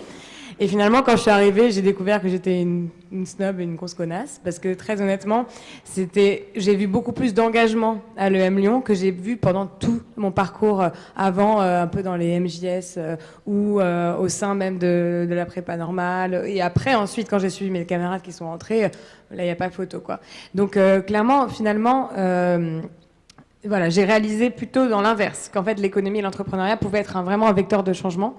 Et c'est vrai que certaines lectures m'ont permis aussi d'arriver à ce constat. Et bon, je vais dire un truc classique, j'ai lu Mohamed Younous, c'était incroyable, ça a révolutionné ma vision du secteur financier et la possibilité pour le capitalisme d'ouvrir une voie différente aussi au développement économique et social. Donc voilà, et sinon, je suis passée par plusieurs choses. Donc par contre, quand je suis arrivée à l'EM Lyon, pour moi, c'était clair que je voulais faire un truc technique quand même, pas du marketing grande conso. Donc j'ai fait tout de suite un master en finance. Avec une spécialité finance éthique, et j'ai travaillé en Inde en microfinance dans une plateforme de crowdlending et chez BNP Paribas en analyse extra-financière sur des deals controversés comme le nucléaire, l'armement, l'huile de palme, etc., pour justement se lancer dans des politiques de désinvestissement. Donc c'était super intéressant. Et par contre, j'ai quand même réalisé qu'au sein de l'entreprise, c'était quand même très complexe d'aller aussi vite, que j'avais trop d'énergie pour pouvoir juste faire du plaidoyer interne chez BNP. Donc c'est pour ça qu'on a vraiment réfléchi avec mon associé à créer un modèle alternatif, et pas mal aussi de lectures qu'on a pu faire comme Thierry Philippona, du capital à l'utilité, le capital de l'abondement de l'abondement, oui, c'est ça. C'est trop abondé. Oui, l'abondement. Ouais. L'abondement à l'utilité, etc., qui ont été franchement des choses qui m'ont complètement fait un déclic aussi sur le fait que le secteur financier. Moi, j'ai dit que c'était la surproduction qui était à l'origine de désastres écologiques, mais c'est pas tout à fait vrai. C'est que le secteur financier l'est aussi beaucoup. Le rapport Stiglitz, il montre que la raison pour laquelle il y a tant d'inégalités sociales dans le monde et la première cause du réchauffement climatique, c'est quand même le secteur financier, et que la surintermédiation de ce secteur avait fait qu'aujourd'hui, quand il y a 1 euro qui est investi et injecté dans le secteur financier, il n'y a que 10 centimes qui va dans l'économie réelle. Et ça, c'était vraiment un constat alarmant et qui a fait qu'on a voulu justement travailler dans ce secteur-là, le désintermédier et aller dans ce sujet technique qui ne rencontrait pas encore énormément d'innovation sociale à grande échelle, à part la Grameen Bank ou d'autres, mais qui sont sur une autre logique, et qu'il y avait vraiment besoin d'aller mettre des entrepreneurs sociaux dans ce secteur. Quand tu as quitté cette grosse banque, ton entourage t'a soutenu. Oui, ils ont lâché l'affaire depuis longtemps. À quoi tu as dû faire face un conseil. Oui. Bah, très honnêtement, moi, j'ai toujours été pleine de convictions. Ça a été plus compliqué pour d'autres amis qui ont dû, effectivement, qui ont été éduqués dans un écosystème où il fallait aller faire une carrière en finance ou en conseil ou etc. Et que se lancer dans le social, c'était. Mais moi, je suis quand même d'une génération assez récente. Hein. Moi, je suis été diplômée en 2013, donc du coup, le sujet de l'entrepreneuriat social, c'était déjà un sujet sur lequel la lumière est. Donc, c'était pas non plus être un gros communiste que d'aller travailler dans le secteur social. Donc non, moi, j'ai toujours été très soutenue par mon écosystème et il n'y a jamais eu de problème à ce niveau-là, non. Et puis j'ai pas quitté la banque, j'ai juste fait un stage. Moi j'ai monté ma boîte en fait en dernière année d'école, donc j'ai pas fini mon parcours d'école. Mon école m'a permis en fait de lancer ma boîte et d'avoir mon diplôme sans avoir besoin de finir mon parcours. Donc voilà. Merci. Bon, allez, suivant. Moi, mon histoire, c'est l'histoire d'une lente dérive de l'intérêt général au sens fonction publique vers le business, finalement, Santiago. Moi, j'ai un grand-père qui a été adjoint au logement dans sa jeunesse, un autre qui écrivait les discours du maire d'une petite commune de 300 habitants dans la Cambrousse Tourangelle. Et puis deux parents instituteurs, donc ça commençait déjà quand même à partir comme ça. Je me suis retrouvé j'ai fait un parcours scolaire classique et je me suis retrouvé dans une école d'ingénieurs qui forme des ingénieurs du secteur public. Donc naturellement, je me suis retrouvé dans le secteur public après et j'ai travaillé 10 ans dans le secteur public. Je dis naturellement, mais c'est pas par hasard complètement. Comme je vous l'ai expliqué, je me suis retrouvé dans le secteur public. Et puis il y avait cette force de l'intérêt général. Et pendant 11 ans, en fait, je pense que je fais partie de ces fonctionnaires qui se sont battus même très fort pour essayer de changer ce système. Et puis la fonction publique, au-delà de ce qu'on peut avoir comme idée reçue de l'extérieur, c'est des gens qui sont prêts à changer, qui s'interrogent, et en tout cas qui partagent à 98% ce sens de l'intérêt général, quoi. C'est-à-dire que vous avez des gens qui vont s'arrêter de bosser, faire des grèves, voilà, pour défendre des trucs qui finalement n'ont rien à voir avec leur personne à eux et à leur intérêt à court terme. Donc voilà. Et j'ai eu l'impression qu'on pouvait transformer et qu'on pouvait créer et qu'on pouvait faire énormément de choses.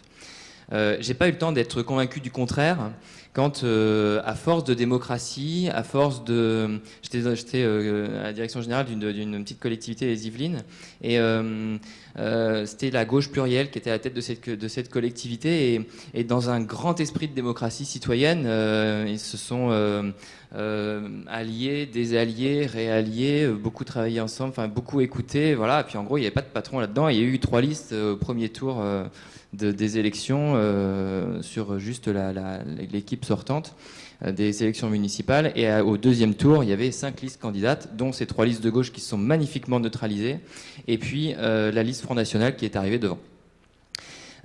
Et donc c'est comme ça qu'un maire Front National est arrivé dans la commune où moi j'étais à la direction générale. Donc c'est comme ça que j'ai arrêté la fonction publique, parce que je me suis dit qu'il fallait partir. En fait, je partais de ma collectivité, ça c'était clair, et après par hasard, je me suis retrouvé dans le secteur associatif. Voilà. Le hasard. Et donc ça, je vous encourage aussi, pour ceux qui ont envie de bouger, à laisser faire le hasard des fois des opportunités. Voilà, on ne sait pas trop, puis finalement, clac, on répond à une offre d'emploi, et puis il se passe que voilà, là, il y a un alignement des planètes, et clac, on se retrouve dans une espèce de truc très, très passionnant et absolument génial. Et puis, pourquoi j'ai dit une lente dérive ? Parce que le secteur associatif Aurore, c'est le secteur dinosaure, subvention de l'État, etc.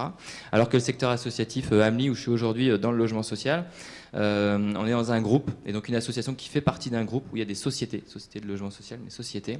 Et parfois, par abus de langage, même très souvent, au lieu de parler de l'association, on parle de la société. Alors moi, je le dis pas, et je tilte à chaque fois qu'ils disent la société au lieu de dire l'association. Mais voilà, ça fait partie du périmètre avec une grande porosité. On parle des clients quand on parle des locataires. Et même par abus de langage, les personnes qu'on héberge et qui ne sont absolument pas des clients, parce qu'il n'y a pas du tout de relation commerciale avec eux, on les appelle des clients, un peu par abus de langage. Alors ces mots me tiltent un peu, moi, dans cette tête de fonctionnaire et de dinosaure de l'associatif, mais voilà, ça montre quelque chose quand même de la porosité. Et en tout cas, ces liens-là sont quand même très intéressants et très, très fructueux, et puis ouais, c'est assez passionnant. Voilà, mon parcours, moi, c'est ça, c'est une lente dérive vers le monde de Santiago. Merci. Alors un peu pareil, l'espèce de fil rouge, ça a été quand même l'intérêt général, parce que même si je travaillais dans un grand cabinet de conseil, c'était pour faire du conseil au secteur privé. Il y a toujours cette tension, ou en tout cas, public, voilà. Bien joué, Santiago. Il y a toujours cette tension entre les valeurs et les moteurs. Donc les valeurs, on en parle. Les moteurs, chacun ses névroses. Il y a toujours des envies de reconnaissance sociale, de réussite professionnelle, etc. C'est vrai que ça peut paraître plus simple dans le secteur privé. L'intérêt général, c'était un moyen d'essayer d'aligner les deux. C'est vrai que ce qu'on observe beaucoup ce que j'ai beaucoup observé moi, peut-être que je me trompe, mais c'est quand on a un peu d'ambition professionnelle, quand on sort de grande école, quand voilà, les gens qui vont dans les filières un peu classiques, grands groupes, cabinets de conseil, banques d'affaires, etc. Ils ont beau être militants, ils ont beau être engagés, ils bossent comme des ânes, comme beaucoup, en fait, pas bêtement, mais beaucoup. Et donc, ils n'ont pas le temps derrière. Le bénévolat, etc., moi, je connais assez peu de banquiers d'affaires ou de consultants en stratégie, etc., qui, le dimanche après-midi, font des maraudes ou qui donnent du temps pour des ateliers numériques le samedi matin. Voilà, parce que la vie est fatigante et que c'est des rythmes épuisants et qu'on n'a pas le temps d'allier les deux. Donc j'avais longtemps essayé de faire ça, c'était difficile. À un moment, il faut renoncer. J'avais renoncé à tout ce que je faisais un peu en termes de militantisme, mais de la même manière, c'est le hasard qui a fait que je suis tombé sur cette offre. Pour les régies de quartier, je ne connaissais pas les régies de quartier. Il y a quelque chose qui est assez important dans les bascules, à mon avis, c'est qu'il y a quand même énormément de préjugés des deux côtés. Préjugés de la part du secteur privé classique sur le secteur associatif. Combien de camarades m'ont dit mais tu vas travailler avec des branques, ça va être affreux, vraiment c'est que des gens qui ont 68 ans, etc. Et de la même manière, quand j'ai été reçu en entretien, j'ai été reçu par des membres du conseil d'administration du réseau. La moyenne d'âge était en effet assez élevée. Et il y a des mots que je disais qui me paraissaient basiques, qu'ils ne comprenaient pas. À un moment, j'ai placé le mot écosystème. On m'a demandé de répéter, d'expliquer, est-ce que vous pouvez paraphraser le mot écosystème, etc. C'est caricatural, mais c'est des gens brillants et c'est des gens super, mais c'est pas les mêmes codes, c'est pas les mêmes mondes, c'est pas les mêmes mots, etc. Et ma chance a été là-dedans de faire que le réseau était un peu, voulait mettre les moyens pour réussir le recrutement. Je sais pas s'ils l'ont réussi, vous pourrez leur demander, mais ils sont passés par un cabinet de chasse de tête.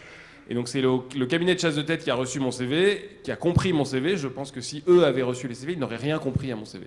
Ils auraient pas... Et la preuve, ils ont reçu 99% de candidatures du monde associatif, et moi, qui venais un peu d'ailleurs. Et le cabinet leur a dit, il a l'air intéressant, allons creuser. Donc ça a été ma chance là-dedans pour justement essayer de briser ces préjugés qu'il peut y avoir ou ces barrières culturelles qu'il peut y avoir. Pour terminer, à mon avis, le moment est plutôt propice en ce moment. D'abord parce que ça évolue tout ça. Et que Eva a cité un certain nombre de grands groupes, il y a des grosses assos, maintenant tout le monde a des petits jeunes ou des moins jeunes, d'écoles de commerce, tout le monde connaît un peu ces mondes-là, la porosité elle est beaucoup plus réelle maintenant entre ces deux espaces, donc ça se fait beaucoup mieux. Les renoncements à faire me semblent moins importants. Si vous voulez faire de l'argent, allez dans les mutuelles. Le directeur général de la Massif est payé 570 000 € par an. C'est pas moi, c'était le Canard qui avait fait un truc là-dessus. Voilà, donc il y a en plus, et blague à part là-dessus, malgré tout, si on se projette si on regarde il y a 15 ans, le niveau moyen des rémunérations, etc., a quand même un petit peu augmenté dans le monde associatif. Il me semble que l'équilibre est plus facile à trouver aujourd'hui qu'il pouvait l'être il y a 15 ans. Merci. Le samedi matin, quand j'étais enfant, le samedi matin, il y avait souvent, ou le dimanche matin, c'était le dimanche matin, il y avait Terre Attention Danger c'était l'émission avec Dorothée, en gros, mais il y avait Terre Attention Danger où il fallait envoyer tous les matins, enfin, pas envoyer tous les matins, pardon. À la fin de chaque émission, il disait envoyez-nous une lettre en disant je veux sauver les espèces en voie d'extinction, etc. Et envoyez-nous la lettre. J'en ai envoyé une, puis après je me suis dit ok, comment est-ce que je peux en envoyer d'autres? J'avais 8-9 ans, j'avais pas d'argent, du coup j'ai commencé à écrire un petit journal que je suis allé vendre chez mes voisins en fait. Donc le business a commencé tôt, mais en fait c'était pour finalement avec cet argent-là j'ai acheté des cartes postales et j'ai envoyé des mails. Et un jour j'ai reçu une lettre de TF1 qui me dit merci pour vos messages, c'est super, mais arrêtez de nous envoyer des cartes postales. Donc en gros, voilà, la quête du sens, les deux sont liés très tôt, même si après il y a eu une vague où, on va dire forcément, on se construit et tout, et la quête de sens, c'est un chemin passionnant. Et quand vous le trouvez, je trouve que ça décuple la vie, quoi. C'est fou, quoi. Et après, ce qui s'est passé un peu plus concrètement, c'est-à-dire moi, je suis allé à l'INSEAD, et c'était aussi dans un moment où moi je voulais dire ça y est, j'ai eu un parcours un peu atypique. Je suis allé en banque, je suis sorti pour faire de l'entrepreneuriat dans la tech, dans le jeu, etc. Maintenant, je veux construire un parcours un peu plus solide qui va me caler un peu, quoi. En fait, ça n'a pas du tout été ça. J'ai lancé les TEDx, j'ai commencé à rencontrer et à voir énormément de projets. Moi, l'un des déclics, par exemple, c'était Boyan Slat avec les Ocean Cleanup. Je ne sais pas si vous voyez ce que c'est. Ouais. Ocean Cleanup, c'est la grande barrière qui vient nettoyer les plastiques, les gires de plastique. Bon, pour l'instant, la solution doit complètement montrer qu'elle sert à quelque chose et qu'elle marche. Mais, en tout cas, cette personne-là a incarné un moment l'entrepreneur qui voit immensément grand, qui s'attaque à des sujets planétaires d'un point de vue hyper audacieux. En fait, c'était l'ultra-audace de l'entrepreneur social, en quelque sorte. Qui moi, m'a parlé, m'a dit, OK, moi qui ai toujours vu d'un côté l'impact et le côté business de l'autre, en fait, de plus en plus, je m'y identifie. Et donc, c'est comme ça que j'ai fait la bascule. Le dernier truc que je rajouterais à ça, parce que tu as posé la question des embûches, en fait. Moi, je trouve que dans la quête de sens en général, la chose qui m'a un peu libéré, qui m'a fait vraiment passer à autre chose, c'est le moment où on se rend compte que souvent, en fait, c'est Victor Hugo qui dit ça, souvent le succès est déguisé en mérite. C'est pas forcément parce qu'on a réussi qu'on a mérité tout ce qu'on avait. C'est pas parce qu'on devient riche. En fait, l'échelle des salaires n'est pas forcément l'échelle du mérite et de la qualité des personnes. Il y a des personnes avec énormément de qualité qui vont pas forcément avoir des salaires aussi bons que d'autres qui sont pas forcément aussi bons. Bref. Voilà. En tout cas, ça a été un truc. Et celui qui m'a même fait comprendre ça, en fait, c'est encore plus bizarre, c'est Slimane, vous savez, le chanteur. Je crois qu'il a gagné la Star Academy The Voice il y a 2 ans. Voilà. Ok. Ouais, il disait... Tu vas chanter, là ou... Non. Mais une phrase qu'il a dit une fois, c'était...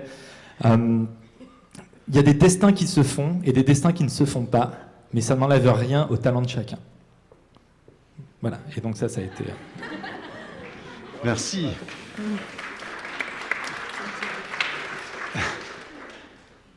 Bon, j'aurais envie de poser plein de questions, mais je vois qu'on arrive un petit peu, je crois qu'on n'a plus beaucoup de temps et qu'on voulait laisser prendre des questions dans le public. Donc j'espère que vous avez eu le temps un petit peu de réfléchir et on va faire passer des micros et on va prendre 3-4 questions. On va essayer de les grouper et puis ensuite, voilà. Merci. On va commencer là. Voilà. Bonsoir, moi c'est Ambroise, ce sera très rapide. Je vous ai écouté avec attention, mais j'aurais aimé avoir votre définition du mot sens, en fait, tout simplement, parce qu'on en a beaucoup parlé. Je suis pas sûr de... Enfin, quand j'ai eu le tableau, j'étais pas sûr de cocher au bon endroit, quoi. Voilà. Merci. Oui. Au 3e rang.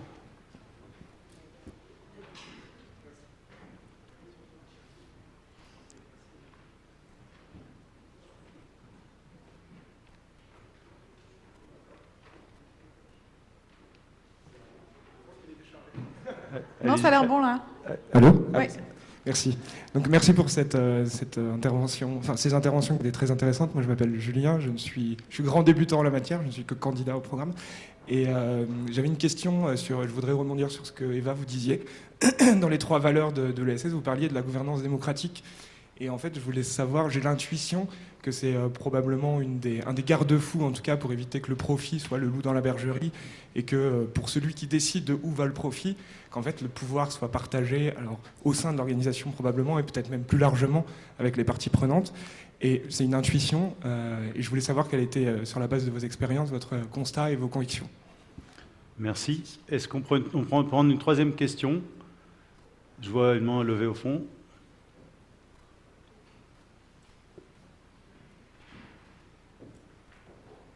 Si c'est vert, ça fonctionne normalement. Ah, c'est bon, ok, c'est bon. En fait, c'est juste pour du coup compléter la question de la première personne qui a parlé. Il a posé la question du sens. Moi, je pose la question de l'impact. Ça commence et ça s'arrête où, l'impact, en fait? Est-ce que la marque de chaussures Veja, c'est une entreprise à impact selon votre définition? Est-ce que Innocent, enfin, je sais pas. Je voudrais qu'on précise ça aussi. Merci. Je pense que... Ouais, on va répondre. Je te sens... On va commencer par la question peut-être de l'impact et du sens. Okay. On peut faire des réponses groupées, ça va aller plus vite comme ça. On va répondre à un groupe de questions. Alors, le sens, ouais, c'est assez intéressant parce que finalement, je trouve qu'on a une vision un peu trop judéo-chrétienne de ce que c'est que le bien. Et ça nous pourrit un peu aussi sur cette quête de sens. Et il y a un problème, et c'était une question qui a été posée, qui avait été discutée avant, c'était que pour beaucoup, le sens ce serait synonyme de liberté. Donc du coup, quand on choisit le sens, forcément on se sent plus libre. Donc si on n'a pas, si la liberté nous mène pas vers le sens, il faut pas y aller. Moi je pense pas. Je pense qu'il y a un certain déterminisme en fait, dans le fait qu'il y a certaines personnes qui ont une vision du sens qui est déterministe, qui est lié à leur éducation, à leur sens du bien et du mal entre guillemets, aux valeurs qu'ils ont reçues, etc. Et ça va être effectivement pour eux plus facile en fait d'accéder à ce sens-là et de choisir ce sens. Et le sens, qu'est-ce que c'est finalement? C'est faire du bien à l'autre, c'est d'être dans un sens d'intérêt général, mais ça peut être plein de choses en fait. Ça peut être bon pour sa communauté, être bon pour sa famille. Donc en fait, il y a un petit sujet de déterminisme. Et après, je pense que de toute façon, en fait, de choisir le positif, de choisir le sens entre guillemets, et de choisir le bien, mais de manière évidente. On a tous conscience de ce que c'est vraiment de faire des choses bien. Faut arrêter d'être trop relativiste aussi sur cette question. Concrètement, si on fait du mal à autrui, si dans notre métier on se questionne pas sur les impacts en fait divers de notre action. Donc on est par exemple un maillon de la chaîne du nucléaire. Mais non, mais c'est pas moi en fait qui vais allumer la centrale ou c'est pas moi qui vais on va pas reprendre un exemple tragique, mais c'est pas moi qui vais emmener les juifs dans des camps de concentration entre guillemets. On sera jamais en fait suffisamment honnête pour choisir ce sens-là. Donc mon postulat, c'est de dire que ça demande du courage de choisir le sens et le positif, et que même si c'est pas naturel et c'est pas un symbole de liberté pour vous, parce que ce sera sûrement pas un symbole de liberté, c'est des contraintes en fait de choisir le sens dans sa carrière, que ce soit d'un point de vue financier, que ce soit d'un point de vue parfois social, si vous appartenez à un certain milieu social, que ce soit vis-à-vis de votre famille ou même vis-à-vis de vous et vos valeurs qui sont pas forcément dans le sens d'une responsabilité commune, plutôt que du sens en fait. Pour moi, c'est plus de la responsabilité vis-à-vis d'autrui, vis-à-vis de notre environnement, et ça, on a tous une idée très claire de ce que c'est. Donc, première chose. Deuxième chose, la gouvernance démocratique. Je suis vraiment pas la meilleure personne pour en parler parce que je pense pas que ce soit forcément elle qui est garante du bien-être et de l'impact social d'une entreprise. Parce que clairement, dans les modèles que j'ai vus, voilà, c'est finalement les modèles dans lesquels le leader, en fait, celui qui portait le projet global, avait des intentions extrêmement bonnes et positives qui faisaient que le projet gardait un cap social et n'était pas justement trop appâté par le profit. Parce que finalement, même les modèles de gouvernance démocratique, ils sont très limités. En fait, au final, on n'arrive pas vraiment, même dans le milieu coopératif ou mutualiste, à être dans des vrais modèles de gouvernance démocratique. Donc je pense que sur quoi il faut miser, c'est le fondateur, mais surtout mettre plein de garde-fous. Voilà. Très honnêtement, il faut mettre des garde-fous. On n'aimerait pas être dans une société qui pénalise, on aimerait être dans une société où les gens se responsabilisent tout seuls, mais non. Il faut l'intégrer dans les statuts, il faut l'intégrer dans les pactes, il faut qu'il y ait des amendes. Moi, je suis pour la pénalisation en fait, de toutes les externalités négatives. Donc je pense que c'est comme ça qu'on arrivera à des beaux modèles de société. Et qu'est-ce que c'est l'impact? L'impact, ça va très loin. L'impact, c'est tant au niveau de la chaîne de valeur, de la manière dont on produit, la manière dont on consomme, la manière dont on recrute. D'ailleurs, sur la manière dont on recrute et sur le type de contrat et la pérennité de cela, l'ESS a quand même quelques trucs à apprendre. La manière dont on gère aussi ses externalités environnementales et aussi son utilité, son impact social. Donc quand tu me demandes si Innocence est une boîte sociale, pour que Innocence soit une boîte sociale, il faudrait qu'il limite sa consommation de plastique, il faudrait que en fait, tous ses produits soient responsables, il faut se questionner sur d'où viennent en fait, les produits, est-ce qu'ils sont chimiques, est-ce qu'ils viennent de très loin, comment sont rémunérés les gens là qui sont très loin, comment est transporté le produit, est-ce qu'il est en petite quantité, enfin voilà, c'est toutes ces questions qu'il faut se poser et au niveau global. Donc nous on fait une analyse qu'on appelle ESG, donc des externalités environnementales, sociales et de gouvernance avec une foule de critères, plus une analyse de l'utilité sociale pour savoir si elle n'est pas en train de cannibaliser un autre secteur, si elle est vraiment, en fait la réponse au problème social est vraiment efficace. Voilà. Wow, merci pour cette réponse très complète. Est-ce que quelqu'un veut rajouter quelque chose sur le sens ou sur l'impact ou les modèles de gouvernance ? Moi, je vais rebondir sur l'impact parce que c'est un terme qu'on a décidé d'utiliser très très tôt dès la fondation même. Et de pas parler on a parlé de positive impact dès le début et pas d'entrepreneuriat social qui avait son histoire et tout. Et en effet, donc cette question-là de qu'est-ce que nous on considère impact, on l'a eu très souvent au début. Pour faire très bref, nous, comment on le voit, on est parti. L'impact, ce sont des activités qui vont dans le sens, enfin qui sont à l'intersection des 17 objectifs de développement durable de l'ONU, globalement. C'est comme ça que nous, on l'a très vite résumé.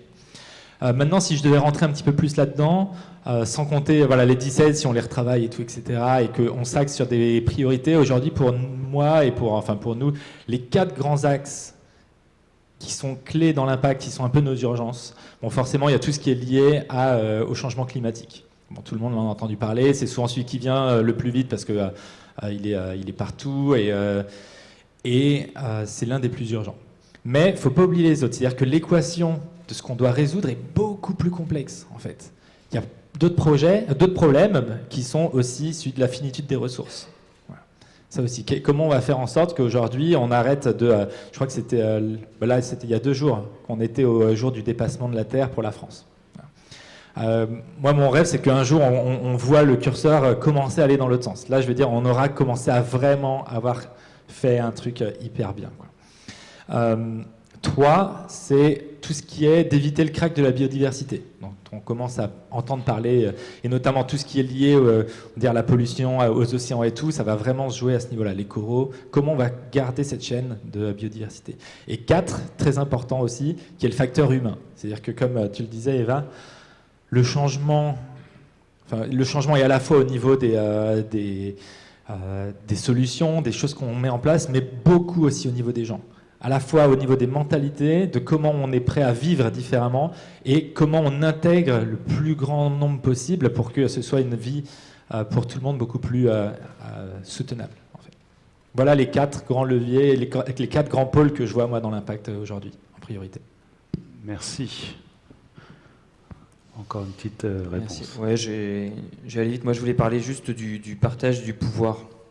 Même si j'aurais bien aimé ajouter à la liste de Santiago aussi sur la question de l'impact des notions sociales, parce qu'à mon avis, dans l'urgence sociale dans laquelle on est, avec tous ces gens qui sont à la rue dans Paris, on commence à s'habituer, ça fait partie de ta catégorie humaine. On s'est habitué dans Paris à avoir des migrants qui ont une tente par-ci, une tente par-là, qui dorment dehors. Voilà, les Parisiens s'habituent à ça. Et donc là, on recule quand même par rapport à il y a quelques années. Voilà, il y a une question par rapport à ça. Sur le pouvoir, moi je voulais juste porter votre attention sur un truc. Moi, il y a un concept que j'adore, je suis très très fan, c'est le concept d'entreprise libérée. Donc justement, le principe, c'est on réfléchit sur nos pratiques, sur notre gouvernance, sur notre organisation, sur comment introduire plus de bien-être au travail en responsabilisant davantage, etc. Moi, j'ai remarqué que les meilleurs promoteurs de l'entreprise libérée, ceux que j'ai rencontrés, ceux qui en parlent dans des colloques, dans des conférences, voilà, c'est des leaders de leur entreprise, souvent fondateurs, qui sont extrêmement charismatiques.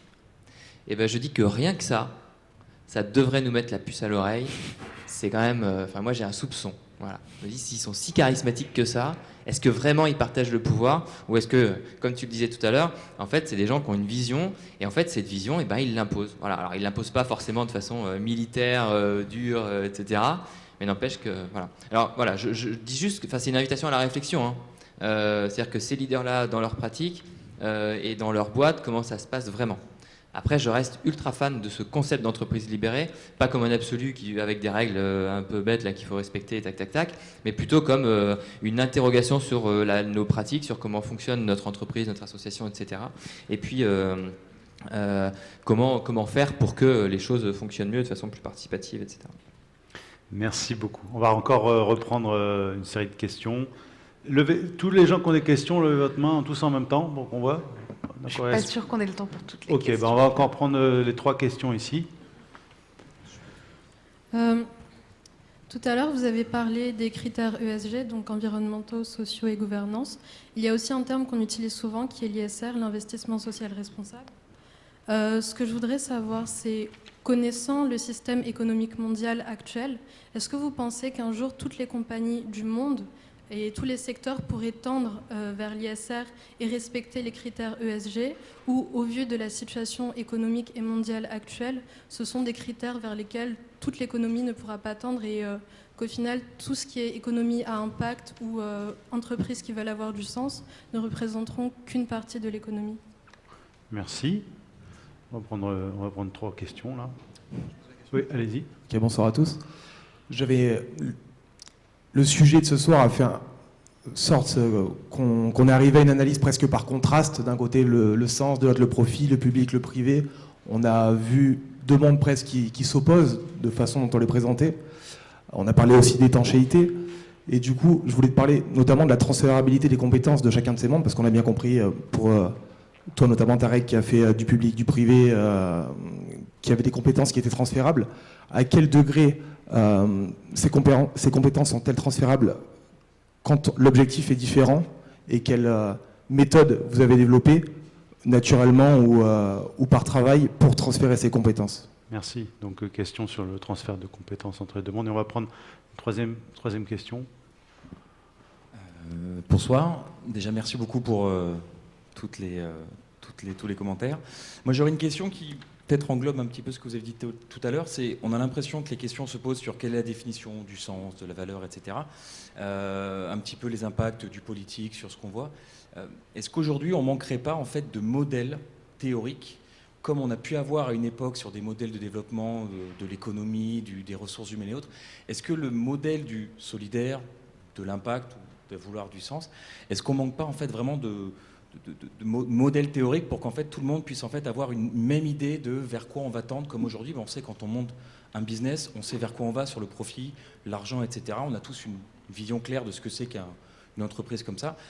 Aujourd'hui, quand on va aller sur une entreprise un peu solidaire, est-ce qu'on manque pas un petit peu de ces concepts-là théoriques pour savoir un petit peu qu'on est tous une même définition? Voilà. Merci. Alors, on prend pareil, on les groupe, ou tu peux répondre à une seule, ou deux, ou trois? Ok. Alors sur l'ISR, rapidement, c'est l'investissement socialement responsable, c'est tout l'investissement en fait boursier et sur les marchés qui vise à intégrer à sa démarche d'investissement des critères pas uniquement financiers, mais extra-financiers qui sont les critères ESG dont je vous ai parlé tout à l'heure. Donc concrètement, toutes les entreprises du monde peuvent être analysées selon le prisme de l'ISR. L'ISR, en fait, il a juste vocation à en exclure certaines ou à les discriminer, etc., si elles ne respectent pas certaines pratiques ESG. Donc concrètement, il y a deux choses. Ça doit venir des investisseurs et des actionnaires. Ils doivent en fait mettre tout leur argent dans des fonds ISR, ce qui permet de concentrer en fait la masse financière autour des fonds ISR, ce qui fait que les fonds ISR représenteront en fait au capital de ces entreprises une position suffisamment importante pour pouvoir faire évoluer les décisions en interne et également pouvoir en fait leur montrer qu'ils se financeront plus s'ils respectent pas ces critères. Donc la responsabilité, là, elle n'est pas financière, elle n'est pas sur les entreprises, elle est individuelle, dans le cadre de l'ISR, à mon sens. Et toutes les entreprises, en fait, peuvent être en transition. Dans les portefeuilles ISR, on a Total, on a Areva, on a Nestlé, on a Danone, etc. Donc, c'est possible. Par contre, il y a effectivement des secteurs dans lesquels la transition est plus compliquée, plus coûteuse. Et effectivement, on peut penser au secteur de l'énergie, mais il y en a tout plein d'autres. Et c'est vrai qu'il va falloir faire pression. Et ce qui est bien aujourd'hui, c'est qu'il y a beaucoup d'études qui sortent qui montrent en fait que la prise en charge de ces critères extra-financiers rendent les portefeuilles sur le moyen terme plus pérennes économiquement.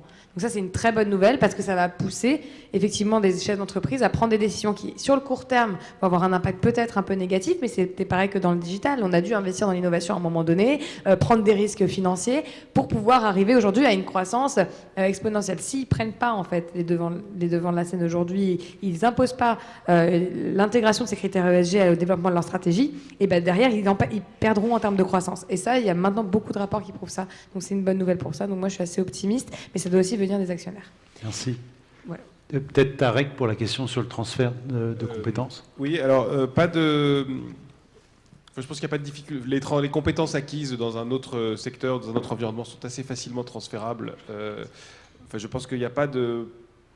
Voilà, il n'y a pas de difficulté particulière. La vraie difficulté, à mon avis, c'est de s'adapter à un changement d'environnement, à des changements culturels, à des changements de code, à des changements de mode de fonctionnement. Si vous rejoignez un jour le monde associatif alors que vous venez du secteur privé pur et dur, si vous venez même du secteur privé un peu homogène, type banque d'affaires, cabinet de conseil, etc., on travaille beaucoup dans ces environnements-là avec des clones. C'est-à-dire qu'on travaille avec des gens qui fonctionnent de la même manière, qui travaillent de la même manière, qui ont la même vitesse de réalisation de livrables, et tout fonctionne et tout est hyper facile. c'est beaucoup moins. Il y a une hétérogénéité des personnes et des salariés et des publics dans ce monde-là. C'est ce que j'ai vécu. Je parle de mon vécu, qui est beaucoup plus forte en fait. Donc il y a nécessité de s'adapter énormément aux interactions que vous pouvez avoir avec les uns et les autres, et à ne pas utiliser le mot écosystème quand vous parlez à votre conseil d'administration. Et de la même manière, les fonctionnements internes sont différents, et en l'occurrence, là où il y a une vraie différence, c'est le fonctionnement associatif, et la gouvernance associative est une vraie différence. On a eu récemment dans le réseau une ancienne DRH du secteur privé qui est passée dans une régie de quartier, qui est rentrée chargée d'insertion, etc., qui est devenue directrice. Et là, elle est en train de partir, elle est en conflit avec sa présidente, elle n'a jamais compris comment est-ce qu'elle devait fonctionner avec son conseil d'administration, comment il devait y avoir un binôme entre la présidente et la directrice. Non, c'était elle la directrice, c'était sa boîte, et elle avait des réflexes du privé qu'elle n'a jamais réussi à complètement transformer dans un environnement associatif. Donc je pense que c'est plutôt ça la vraie difficulté. Merci beaucoup. Peut-être juste une réaction, on est à bout de temps sur les questions, donc une réaction sur la question du système. Qu'est-ce que ça vous a fait réagir, cette dernière question? La question c'était, est-ce qu'on manque de modèles théoriques? Ouais, une réaction très rapidement, parce que Change Now est aussi une réaction à ça, en quelque sorte. C'est-à-dire, on n'est pas forcément sur on va dire le côté théorique. On considère que là, on est en pleine R&D là-dessus. C'est-à-dire que nous, on accompagne énormément de projets qui ont chacun des approches différentes, et au fur et à mesure, on espère qu'il y aura justement ce modèle-là qui apparaîtra. Peut-être pas de manière théorique, mais de manière pratique, en tout cas. Peut-être pour répondre aussi, c'est des sujets compliqués et qu'on a souvent tendance à réduire ou à caricaturer, donc il y a aussi beaucoup de réserves à rentrer dans la complexité des choses, donc c'est difficile, je trouve, de construire des modèles théoriques un peu génériques. Et pour répondre par une pirouette, il y a Mohamed Younous qui disait dans une interview, et je trouvais ça assez juste, qui disait qu'il y a beaucoup de science-fiction, mais il n'y a pas de social-fiction. On n'arrive pas à créer des imaginaires et de la projection sur des modèles sociaux différents. Et ça, c'est assez intéressant, je trouvais, parce que c'est assez vrai, en fait, quand vous réfléchissez à tout ça. Se projeter dans l'avenir en termes scientifiques, c'est très facile. En termes technologiques, c'est très facile. En tout cas, ça se fait beaucoup. En termes sociaux, en termes de modèles de développement, en termes de modèles d'organisation humaine, c'est beaucoup plus compliqué. C'est une pirouette. Réussi. Et peut-être juste pour reboucler sur la question du transfert de compétences qui avait été posée, parce que c'est un sujet qui nous tient vraiment à cœur chez On Purpose.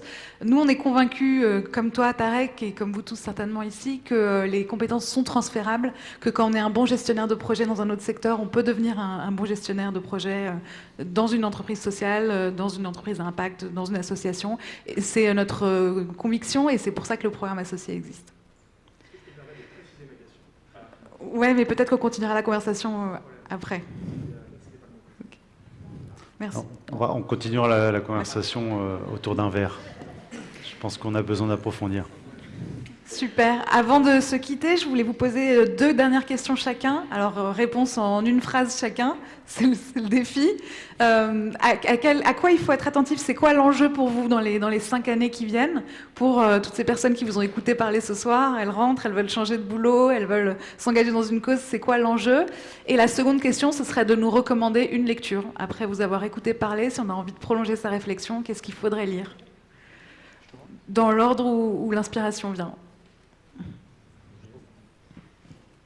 Bon, ça va être un tout petit peu plus qu'une phrase, désolé.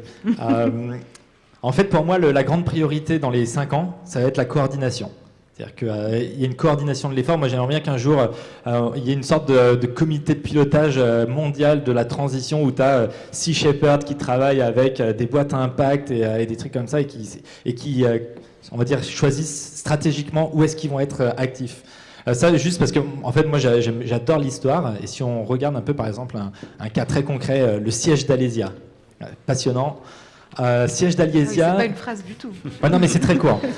Voilà, Alésia, il y a en fait il y a Vercingétorix, c'est 80 000 Gaulois dedans, 60 000 Romains et 240 000 Gaulois qui encerclent les Romains. Et donc, c'est 340 versus 60. Et ils n'ont pas réussi. Pourquoi? Parce qu'en fait, à chaque fois, les Gaulois attaquaient de manière un peu désordonnée, d'un côté, de l'autre. Ils n'ont jamais axé leur effort de manière coordonnée. Donc, ils n'ont jamais réussi à gagner la bataille. Donc, nous, il y a ce besoin-là à 5 ans, je pense. En termes de bouquins, juste, pareil, je dirais, lisez des bios. Moi, j'adore Napoléon ou Churchill. Voilà, je dirais, vous apprendrez énormément de choses à la fois sur l'histoire, la société et tout ça, quoi. C'est quoi la première? Ah oui, le grand enjeu. Alors, je parle pour moi, pour nous, enfin pour notre réseau. Il nous semble que je vais pas parler du changement climatique, quoi.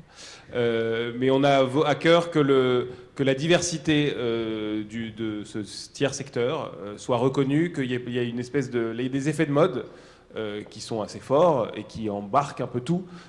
Les régies de quartier étaient excessivement à la mode il y a 20 ans, non pas qu'elles ne le soient plus, mais il y a d'autres tendances aujourd'hui. Il y a l'entrepreneuriat social qui prend beaucoup de place, etc., ce qui ne nous dérange absolument pas. L'important, c'est que malgré tout, tous les modèles soient un petit peu défendus et reconnus pour leur spécificité et pour ce qu'ils apportent, c'est des réponses différentes à des problématiques différentes. Pour le livre, pour être un bon élève, et ça répond peut-être à votre question, La Voix d'Edgar Morin, ça fixe un cadre théorique assez puissant et assez facile à lire, mais personne ne lit ces trucs-là.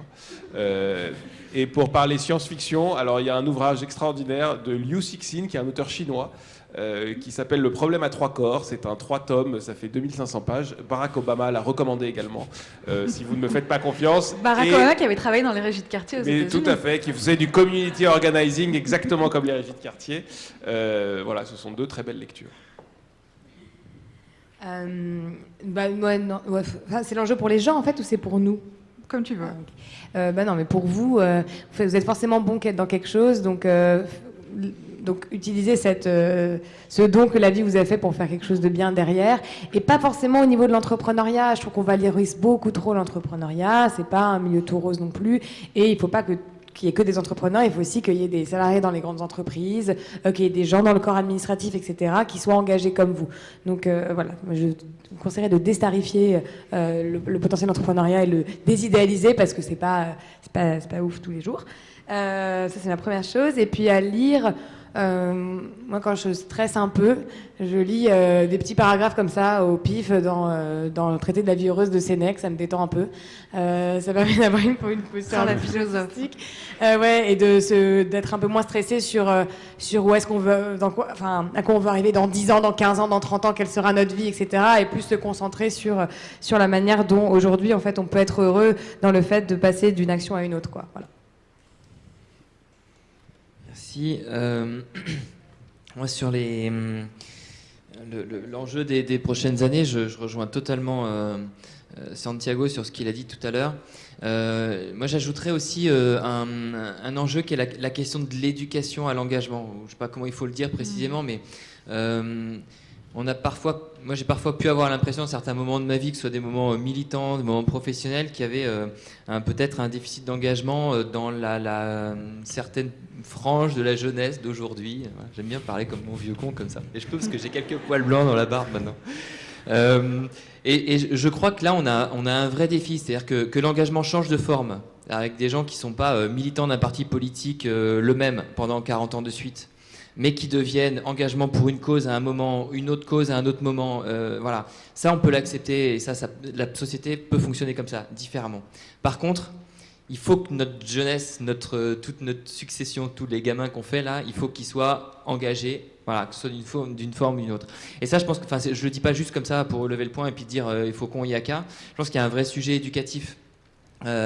Donc moi je pense qu'il y a vraiment le système scolaire qui est quand même fortement affaibli sous quelques coups qu'il a reçus ces dernières années, qui a un enjeu un peu fort là, de dynamisation, comment on dit, il faut que ça soit vivifiant tout ça. Et je pense je pense qu'il y a un enjeu très très fort, notamment dans les cours d'éducation civique, etc. Et puis pour conseiller une lecture, j'ai parlé d'entreprises libérées tout à l'heure. Moi je vous conseille une bande dessinée. C'est plus facile à lire que les pavés de mon voisin de droite. Une bande dessinée qui s'appelle Les Entreprises Libérées, tout simplement. C'est publié aux Arènes BD et c'est de Simat et Berkovici. C'est ce serait intéressant. Alors, par contre, c'est une bande dessinée pavée. Il y a beaucoup de trucs écrits. Faut le lire en plusieurs soirs. Un roman graphique, alors. Mais c'est graphique, c'est intéressant. Puis on peut aller piocher des choses à droite à gauche. Et je trouve que c'est très, très, très dynamisant là aussi. Merci beaucoup à tous. Je me rends compte qu'on aurait pu y passer 3 conférences, qu'on a peut-être été ambitieux dans les sujets, que j'en aurais aimé vous écouter plus longtemps. Merci pour la diversité que vous représentez, des acteurs engagés avec lesquels on est fiers de collaborer. Vous portez chacun vos projets avec passion. Ils sont tous essentiels à l'intérêt général ou à l'impact, peu importe comment on l'appelle. Merci à toi, Pierre, pour la co-facilitation. Ça te va très bien comme rôle. Je voulais rapidement remercier l'équipe. Sachez qu'à Paris, on n'est que 5 pour faire tourner la machine et que c'est du boulot. Merci à Marion qui co-dirige la structure avec moi, à Joanne qui pilote la formation, à Florian qui pilote le recrutement et la com, et à Paul qui a mené d'une main de maître l'organisation de l'événement aujourd'hui.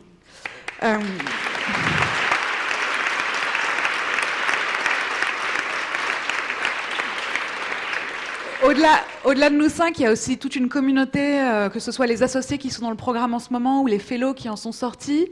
Merci d'ailleurs aux associés bénévoles qui nous aident un peu pour organiser la journée aujourd'hui. Si vous êtes curieux, si vous voulez qu'on parle du programme, des opportunités, de ce qu'on fait avant, de ce qu'on fait après, tous les gens qui arborent une gommette de couleur ce soir sont des membres de la communauté On Purpose et pourront répondre à vos questions. Je voudrais aussi vous rappeler que les candidatures sont ouvertes pour la prochaine promo du programme associé. Elles sont ouvertes jusqu'à lundi, donc dépêchez-vous de candidater. Le programme démarrera en octobre. Est-ce que j'ai oublié quelque chose ?